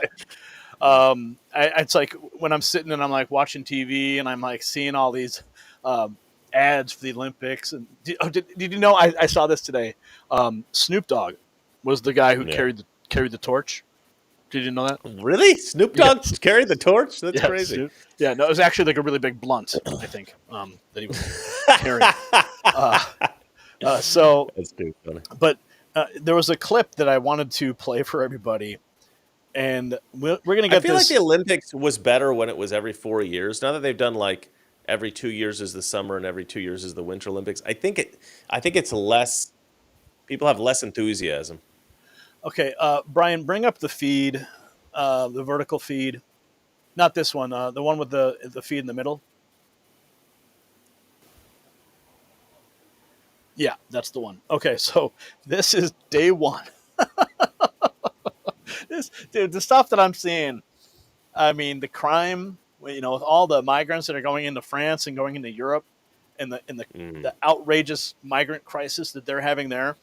This is This is because the Olympics are in Paris this year. Yes, and this is day one, France, 2024 Olympic Games. Poor guys. The Australian cycling team is robbed. Okay, I shouldn't be laughing, but it's the way that these guys. Well, just watch. So our van got broken into last night. Luckily, my bikes weren't in there. Although my bike bags were in there with some things in it. Crazy start to the trip. Wow, that sucks. Welcome to Paris. Jeez. Thank God for bag tags. We found our bags. All our stuff. Massage table! Yes! No way. They're in good spirits, at least. Jesus. Oh, look at Oh, all that's your crazy. tools on the ground. Your gloves. Oh, bro. Look at all your shit. They ate your chockies. Oh. Make sure you sanitize that thing. I don't want to lay on that later. Where's the other document? Yeah. Welcome to the Olympics, guys. Make sure you sanitize that thing. That's pretty funny. Holy cow. It looks like downtown LA. It's so bad. Yeah, seriously. And that brings me to, speaking of power, I want to bring up a point about energy bills. Another sponsor here. Energy bills continue to hit record highs. Speaking of economic collapse, 20 million households behind on payments. Power companies have 13 million in uncollected bills, yet show no sign of lowering costs. Beat the greedy utility companies with this amazing little device. It plugs into your wall outlet. It stops unnecessary energy waste, reduces electricity storage, extends appliance lifespan, ensures consistent, safe power flow to your home. Visit don'twastepower.com. Get a 60-day risk-free trial, 65% off, and free shipping. Additional free bonuses included with every purchase while supplies last. Order now. Don'twastepower.com. Start saving energy bills today. The link is in the description. Yeah. So, power. That's what it comes down to, and that's what these people are going for. That's what they want. So we have, let's see, we've covered a lot of ground. We've got Kamala's White House takeover with the co-presidency, Josh Shapiro, potential vice president, CBS News, most liberal U.S. senator in Kamala, the Oval Office address. I had another clip of the Oval Office address. Sometimes it just gets, there's so much to go through. You know what? There's another clip here. We have another clip of, if I can find it. This is from Trump's. This was good too. I don't even think I brought this up in my show notes. I totally should. Okay, yeah, media coverage, controversy. It'll come up a little bit later. But Karine Jean-Pierre, you can see some of these clips. You don't have the feed up, so they can't see it. But she just got roasted at the White House today. Peter Doocy, man, God bless him. He comes out with some good stuff sometimes. Oh, yeah, he does, and he's so good at how he does it. The way he delivers those questions, they're so ridiculous. Who was the thorn in the side of the administration? Jim Acosta. That's right. He's like a gentler, kinder Jim Acosta. You know, but the reverse. But right? on the other side, he's actually holding. Jim Acosta was just being a dick. Let's be blunt about it. But I think that I think that Peter Doocy actually thinks through good questions, and he'll say something that may be a little bit ugly or difficult for for Karine Jean-Pierre to deal with, but that's not necessarily being rude. No. If he is trying to get to the heart of a truth, Yeah.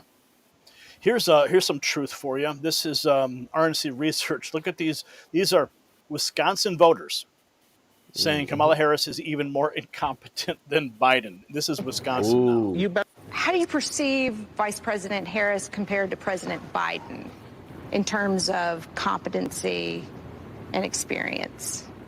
I think she's worse. She doesn't even know what's going on at the border. Right. And that's what she was supposed to be doing and in charge of. Oh, I love these ladies. I mean, as a school teacher, if I did not do what I was supposed to be doing, you better believe my job would be in jeopardy. How do you perceive? Oh, this is MSNBC. Yeah, MSNBC. Wow, bro. Yeah. Wow, I can't believe they put that on there. Yeah, it's a narrative they don't want out there for sure, but it definitely got leaked. Oh, I'm sure that they would cut to the panel and they were just like, "Oh, Trump voters are so stupid." Blah blah blah blah blah. But no, I mean that is, I would say a savvy take. I would say that that's an absolutely correct take. I love Trump voters. You know why? You know why I love Trump voters, Gary? Because Trump voters actually pay attention to what's actually going on in the world. If you talk to a Democrat voter, even some famous ones, even like people who are like, famous people who talk about politics sometimes, like Bill Maher. Bill Maher was, I don't remember what show he was on, but somebody was like feeding him facts about politics, and he was like, "No, that's not true." And they're like, "But it is true, actually." And he's like, "Really?" Like he didn't know some like very basic things. And I think it's because we are, as conservatives, we are inundated with left-wing propaganda 24 hours a day, 7 days a week, constantly everywhere. Because it's not just in the news media, it's also in fiction, it's also in like magazines, it's everywhere, right? Constantly we're bombarded by it. So we know exactly what the Democrats are thinking 100% of the time. We always know what their position is on every issue. They'll never let us, miss it. But conservative ideas are buried, right? Like my show, your show is stifled. We're not allowed to get out there. By the way, subscribe to Mr. Reagan. If you haven't done it yet, do it now. Do it now. Subscribe to Mr. Reagan YouTube channel. Because the stuff I'm trying to tell people is, I think, very, very important, but I'm being suffocated by YouTube. and your channel is being suffocated by YouTube. But leftist stuff gets out there, even if they're not even trying, it gets out there. So if you talk to a Democrat and you present them with conservative ideas, they have never heard any of these ideas before, ever. So they're just like stumped. I was talking to this Russian girl yesterday, and she had sort of believed the narrative about Trump. Trump, is a criminal, he's a con man, all this kind of stuff. And she'd believed the left-wing propaganda. And I went in and I sort of broke it down for her very simply. And I said, do you believe that there are corrupt people in Washington, D.C.? And she's like, yes. And I said, and all those people are scared of Trump and hate Trump? And she's like, yes. And I'm like, so if you have a group of people in the government who are all, they're all corrupt, and they all hate and are afraid of one man, isn't that the guy you want to be president? And she's like, And I went through a bunch of other of her questions, and by the end of it, I go to leave to go upstairs to get some work done. And as I'm passing by her, she goes, you are a very convincing person. But it wasn't necessarily my nature to be convincing. I mean, I think it kind of is probably, but it was just the fact that I was telling her the truth about a lot of things that she had literally never heard before. Yeah. If leftists hear the truth, at least some of them, their eyes do get opened. Some of them, it really does happen. And it's the biggest problem. It goes back to the saturation in every single aspect of media. The newspapers, the cable news, even the bias. It's like the bias is there in the local news as well. It just it might not be as evident, but just it's the tiny subtle keywords that they put into while they're being objective, they're still throwing jabs. And then of course you look at Hollywood, you look at the media, movies that are coming out, and you look at like just the injection of the liberal propaganda that is everywhere. It is permeating every single aspect of life, going into the universities, going down. It was just the universities. Now it's in the high schools. Now it's in the grade schools. Now it's in the freaking preschools. The indoctrination at all levels is beyond anything. So, like, I'm really concerned, Chris, about the next generation that's coming up, and I just hope that they're watching shows like this. They're getting educated. They're watching shows like yours. Again, go to Mr. Reagan's YouTube channel. You got a new show called Toxic Masculinity, I believe. Is that a new channel, or is that a... It's a live stream that I do on the Mr. Reagan channel. Lamb's Grace just subscribed to me. Thank you, Lamb's Grace. What a good person. If you subscribe to my channel, you go to heaven. That's the rule. I didn't make it up. That's awesome. Speaking of going to heaven, let's roll this next clip we have here. This is a clip from MAGA War Room 5 hours ago. And here is Trump saying, if you want to save America, this is what you need to do. If you want to save America, get your friends. If you want to save America, get your friends, get your family. Get everyone you know and vote. Vote early, vote absentee, vote election day. I don't care how you vote. You got to get out. You got to vote. And make if you... Yeah, you got to vote. You got to go out and vote. And by vote, he means subscribe to the Mr. Reagan channel on YouTube. Said. That's what I heard him say. But no, he's right. You know what's funny about this, actually? Trump, at one point, he said, he was saying in speeches, he was like, look, I'm telling my guys, don't focus so much on the get out the vote effort. We got enough votes. We're fine. The problem is we've got to do the stop the steal thing now, right? So we've got to make sure that the election is transparent, the election is as fair as we can get it. We know there's going to be some rigging, but let's try to reduce the rigging as much as possible. And I still think that that's the bigger problem. But yeah, I mean, if we can completely overwhelm the vote, we can beat the cheat. I really think that. That's what we have to do, and we have to keep, I think, man, I'm just thinking about what we were talking about earlier, about how the news cycle radically shifted when Kamala decided that, when Biden decided to step down, and everyone's waiting, what happened to Joe? And then he's all this, because we reported it on Thursday. It was leaked on Thursday that he was going to back out on Sunday. And that's exactly what happened. So everyone's waiting for days for this final shoe to drop, and it hits. And he drops out on Sunday, and then the Secret Service director is testifying on Monday. She resigns on Tuesday morning. But then everyone's like caught off guard. That like, what's going to happen? And it was interesting. I think this was totally planned, because that letter that was supposedly digitally signed by Biden, where the signatures didn't even match any of his previous signatures. I know. Yeah, and people started to wonder if he was even alive. yeah, people wondering if he was even alive. They're posting online, he's not going to make it through the night and all this stuff. And I'm like, oh my goodness. Yeah. My first tweet when I woke up was like, did he make it through the night? Right.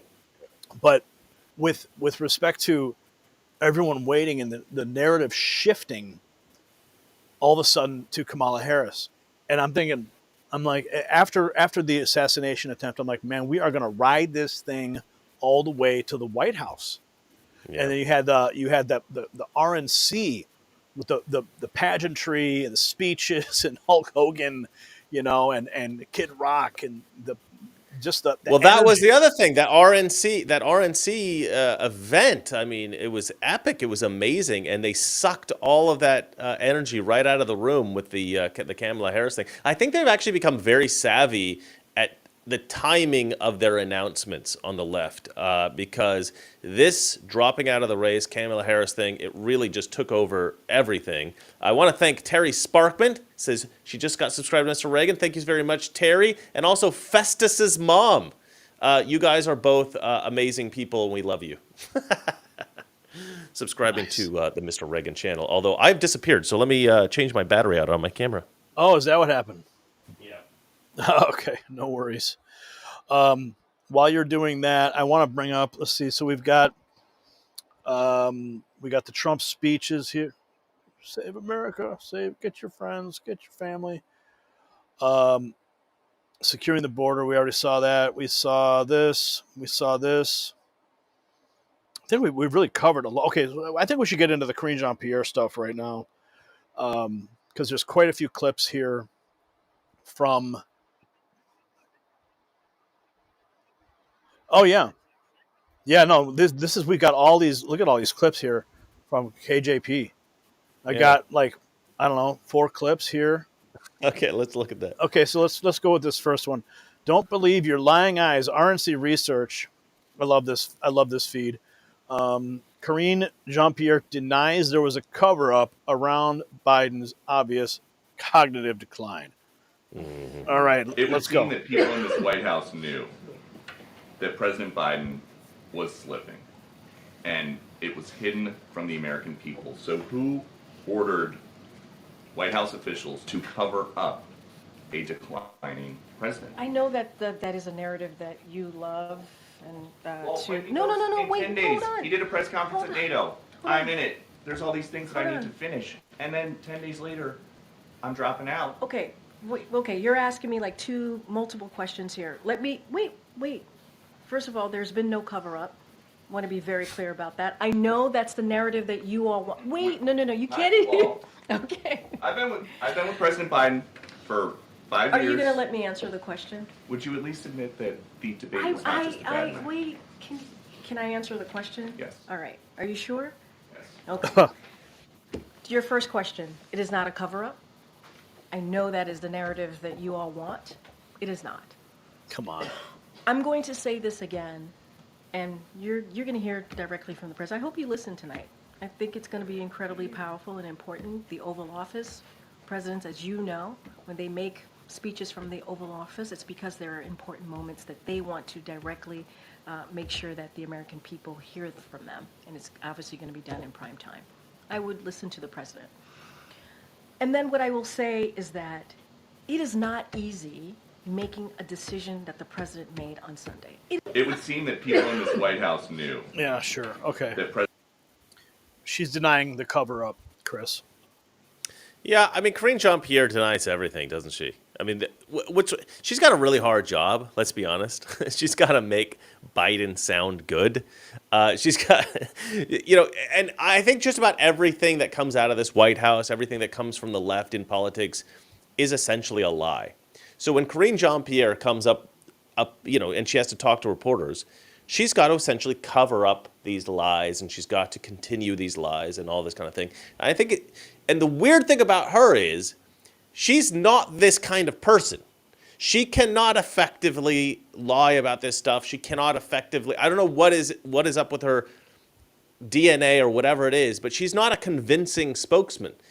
And she can't even read. Like, if you see her reading the stuff that she's got prepared, oftentimes she is reading like this, right? Like, she can't even read off of her notes. It's the craziest thing. So, like, why would you get somebody as the press secretary who cannot effectively communicate? It was the same thing that happened with Psaki, right? This is what happens with these DEI hires.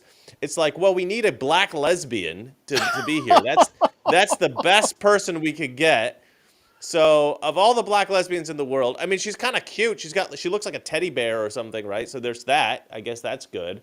But if you can't communicate, you shouldn't be press secretary. Put her in some other department like Pete Buttigieg, where he barely ever has to talk to the public. Have her put in one of those positions. Why would you ever be the press secretary? I don't know why they ever hired her. It's completely crazy. But yeah, this is like, to me, this is exactly what I would expect her to say. She always is like this. It makes me really miss the nuclear waste czar. Who was that? The guy who was caught stealing luggage. Oh, right, yeah. And he is like wearing the woman's clothing, in like Instagram photos, and then the actual designer sees him and like busts him, and it's just another one of the Biden. I will say that the Biden administration has been quite a bit of fun, just because like it's hard. You couldn't really manufacture this kind of incompetence. Like, if Republicans got to choose who was going to be in the Biden administration, I don't think they could have done a better job of making the Biden administration look bad than the Biden administration did itself. Yeah. Yeah. Well, then to you and I, and to like the normal Americans, we recognize what this is. But when you have a complicit media normalizing this behavior, everyone's like, everyone's like, oh, well, this is normal now. This is acceptable. Yeah, this is the best person for the job, obviously. Yeah. No, what's crazy is when this is why I think Kamala Harris is a sacrificial lamb and they know they're going to lose, is because if I were to be the one that was like, I love Trump, I love the MAGA movement, I love patriotism, I love America, I want to improve this country. So if they said to me, Chris Coles, you are the one that gets to decide who Trump runs against in 2024. It can't be Biden. Biden's dropping out. Who do you pick to run against Trump? I'd go, well, can we get Kamala Harris?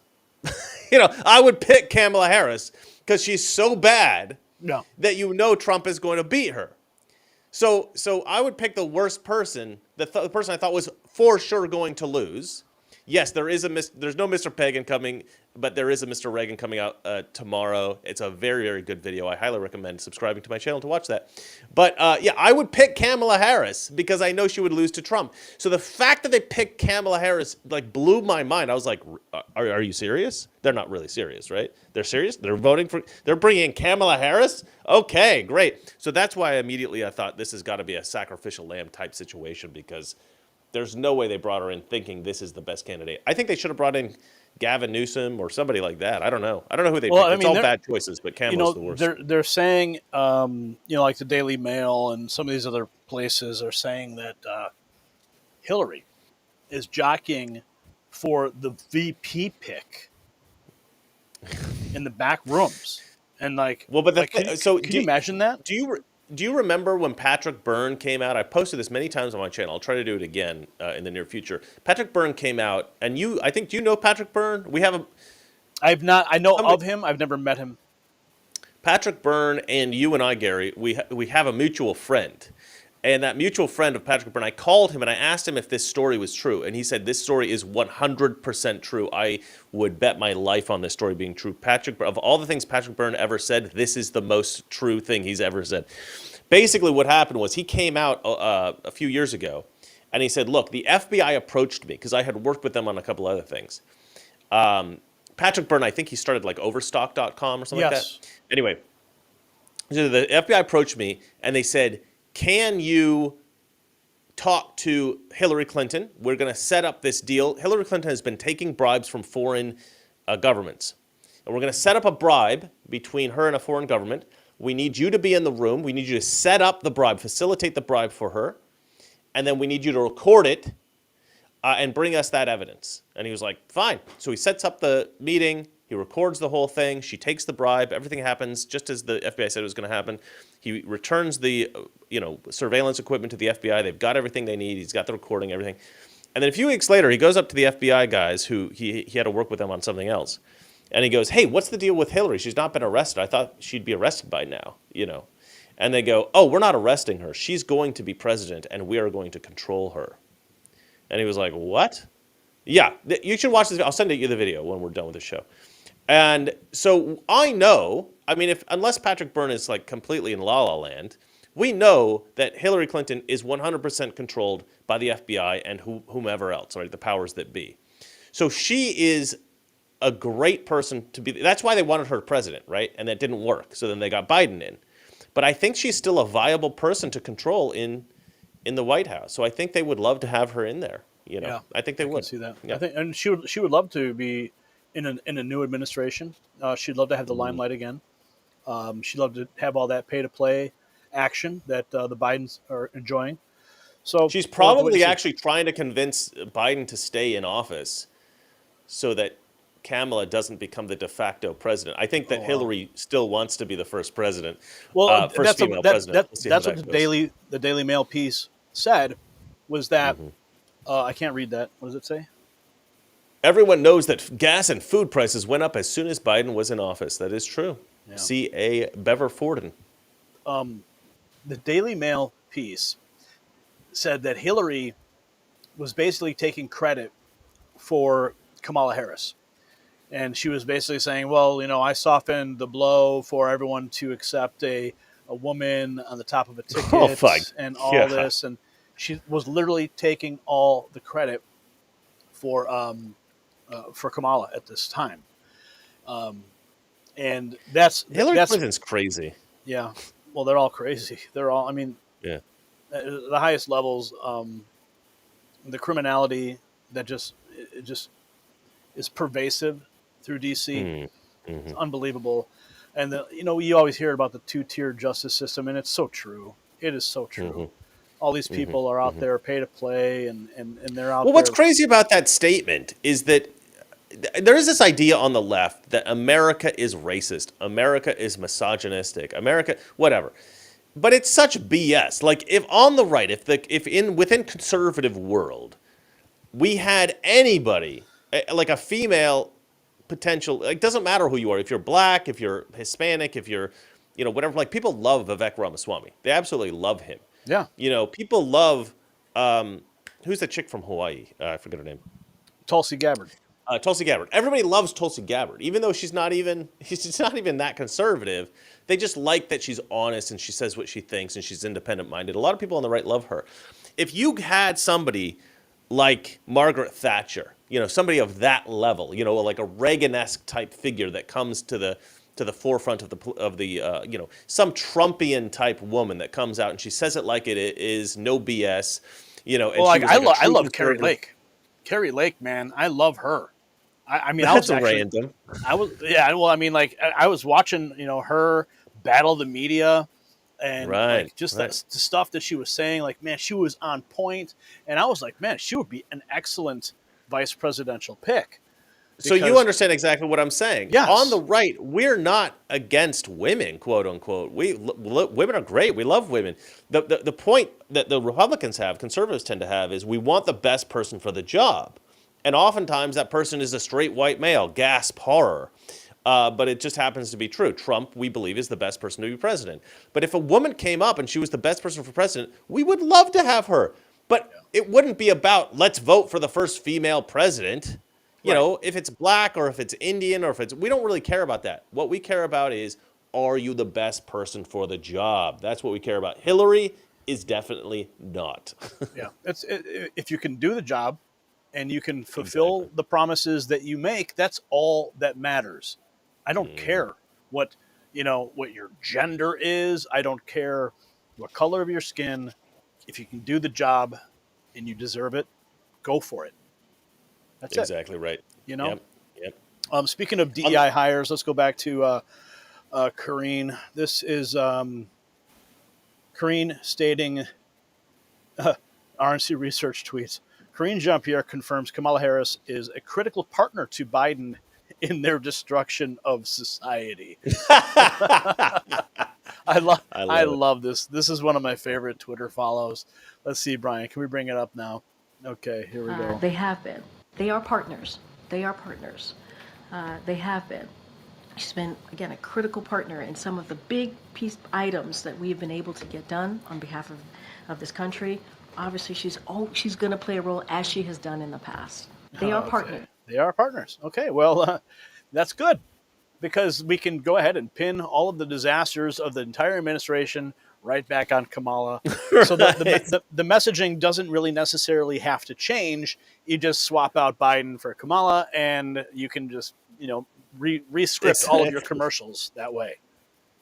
I love it. I absolutely love it. Yeah. Well, you know what? Kamala Harris is a pretty easy person, I would say, to be able to criticize.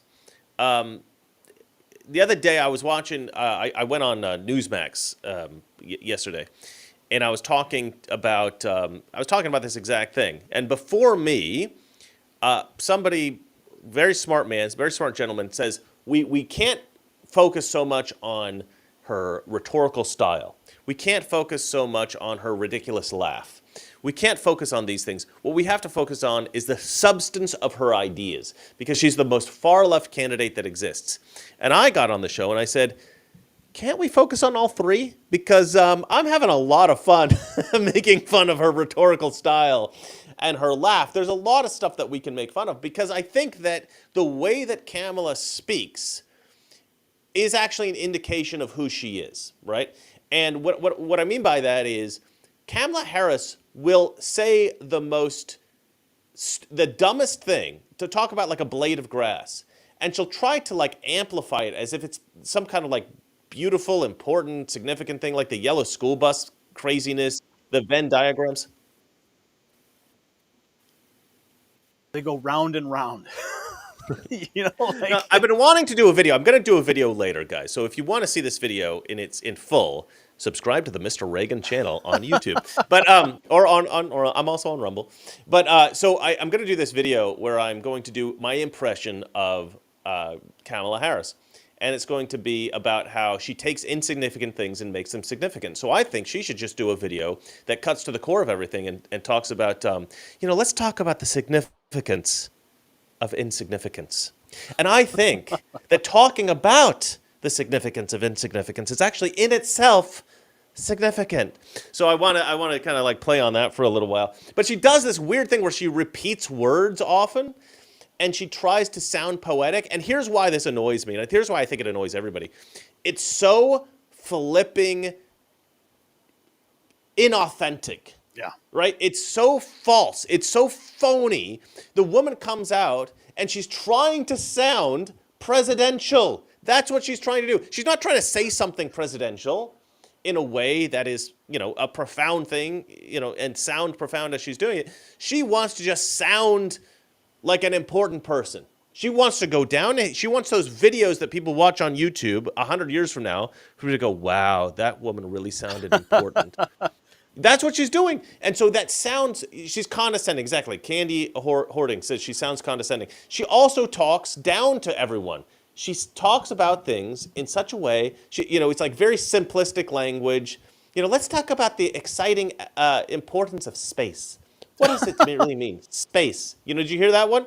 Yeah. Oh my God. Space is big. Let's talk about, space is big. Oh, did you hear when she was talking about Russia? I'm doing another video about this. It's going to come out in a couple of days.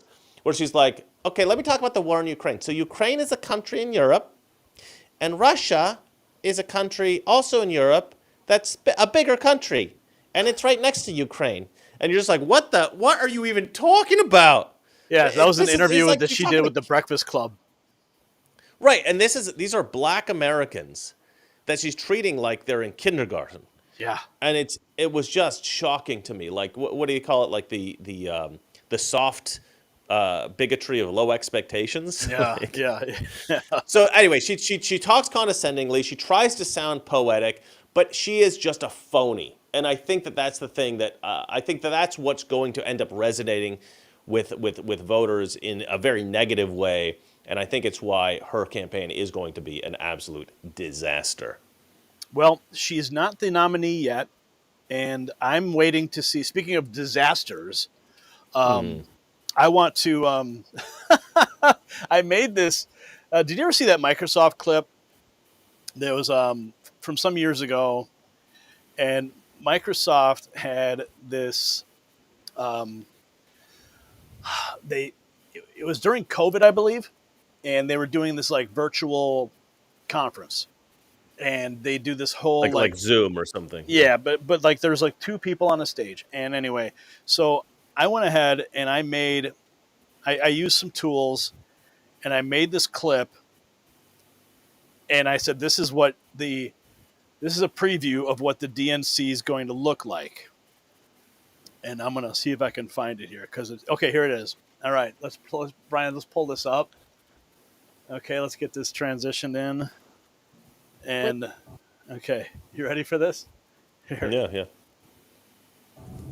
Hello and welcome to the 2024 Democratic National Convention. We have a great day ahead and many things prepared for you. First, we want to acknowledge that the United Center in Chicago is on lands traditionally occupied by the Sammamish, Duwamish, Snoqualmie, Suquamish, Muckleshoot, Snohomish, Tulalip, and other Lake Michigan peoples since time immemorial, who continue to honor and preserve their ancient heritage.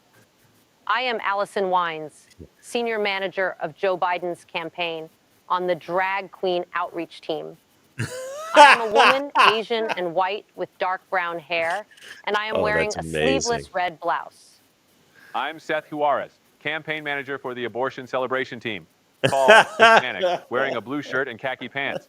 We're kicking off 2 days of learning about recent pronouns, exploring how to empower yourself with them to achieve great things and secure more voters for Joe Biden on these colonized lands. Hello, Oh, that is genius. Did you make that? Yeah. So basically, like there's a tool that we use for for translating. So like when we'd have a clip that would say be like Putin or someone from a foreign country. Right. There's new tools out there. You can run the video through that, and then it'll actually translate it into whatever language you want. But it uses the waveform of their voice, so it plays it back in that person's voice. But I've been able to take this same tool. So, like for example, to create this, Technology is crazy now, isn't it? What I did is I ran the original Microsoft video through the software, translated it to Spanish, right? And then it spits out the transcript in English, and it says verify transcript. So then I only changed a couple words. Like this is really what they said. I just changed Microsoft to DNC and her like title to like, drag queen outreach supervisor or whatever. Right. And then it translates it to Spanish. I pull it down in the Spanish version and I run it back through and say translate it back to English, and then that's what You're you a get. genius. You are a genius. Die Netta Die wrote, "Why am I laughing about abortion?" You actually got conservatives to laugh about abortion. That is, that's pretty good, Gary. Well done. Yeah, no, I was like, and it's funny because I had watched this. I had actually posted the original. The original is just as bad. It literally is just as bad. The Microsoft thing. Yeah. Yeah. Sure. So this is the original.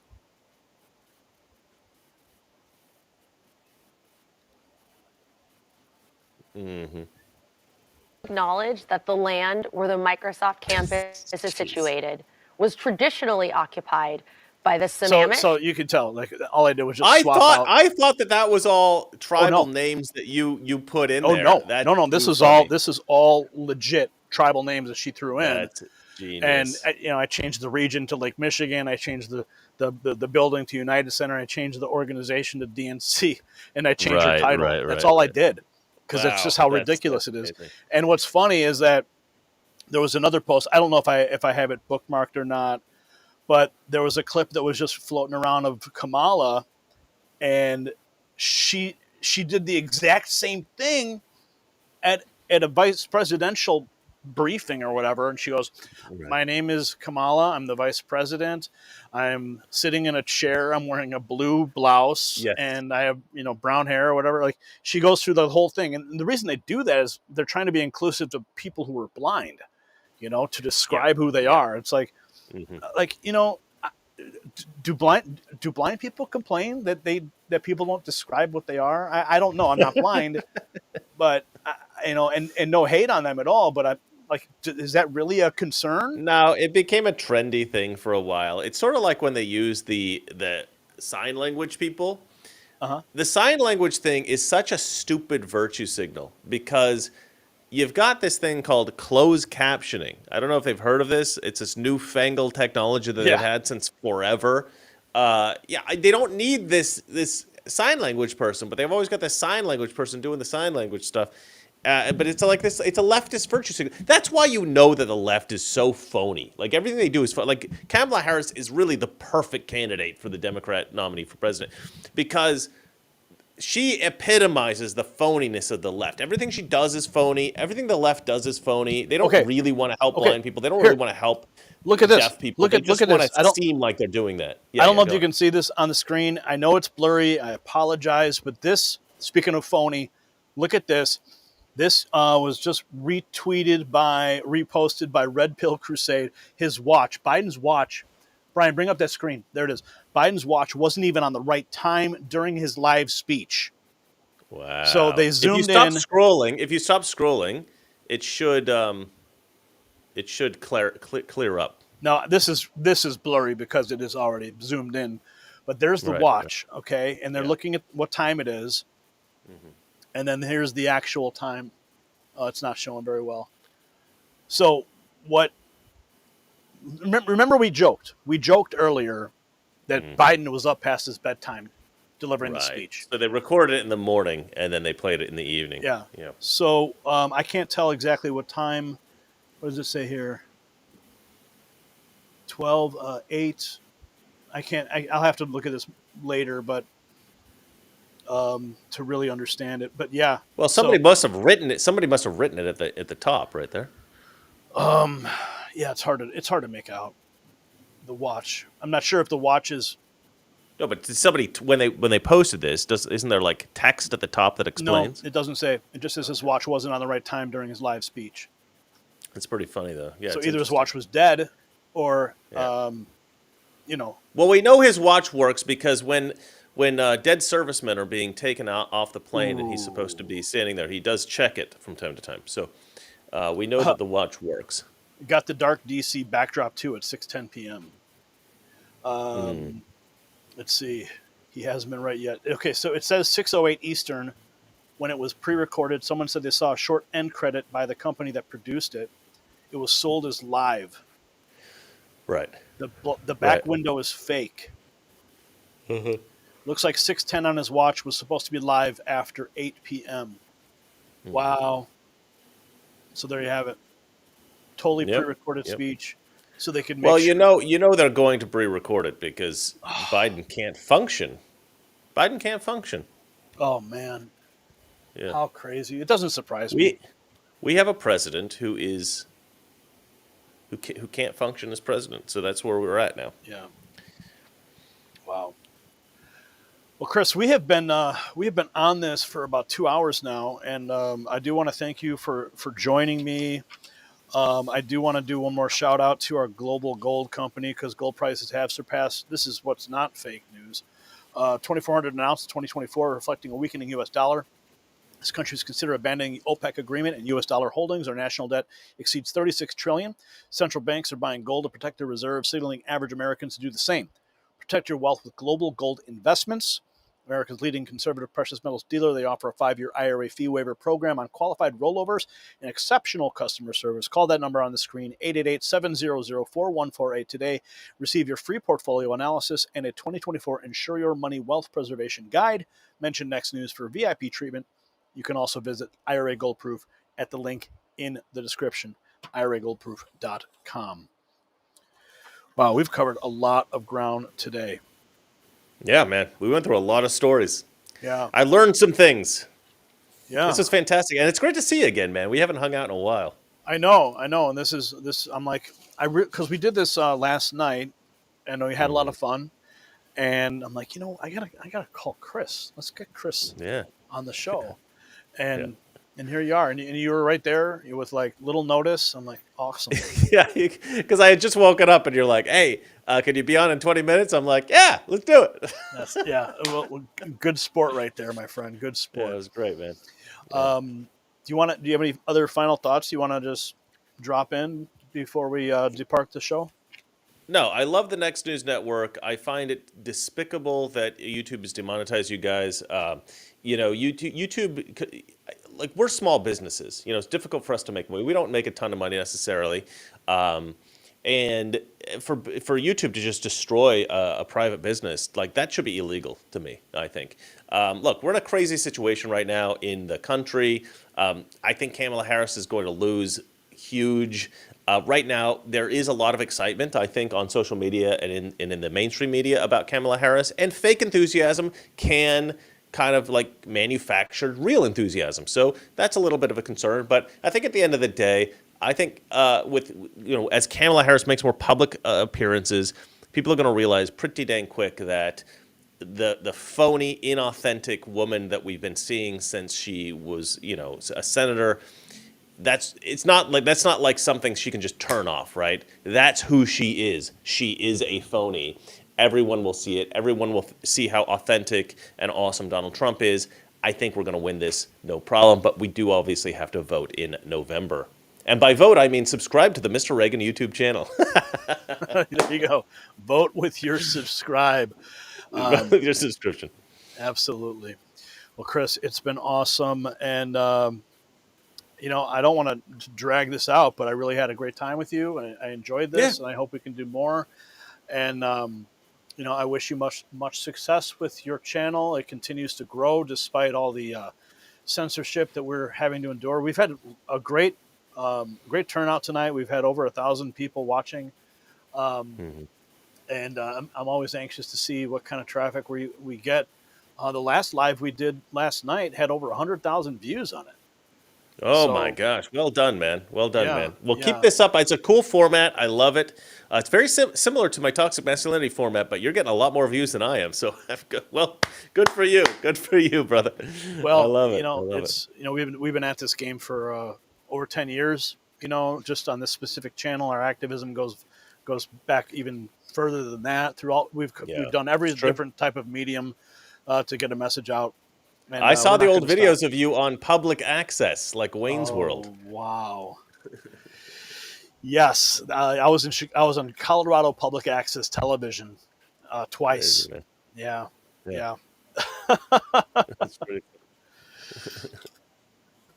Yeah, we were giving away Alex Jones DVDs, and we were giving away Aaron Russo films, and good times.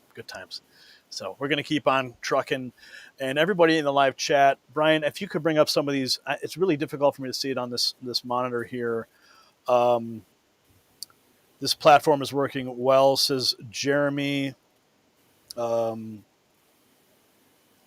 is a gift for Mr. Reagan and the N3 family. Brian Knight, I'm not sure what that is. It's a YouTube link. Let's see. Lots of thumbs up. Yay, great show. Thinking Impaired, Kamala Harris necklaces for sale. This platform is working well.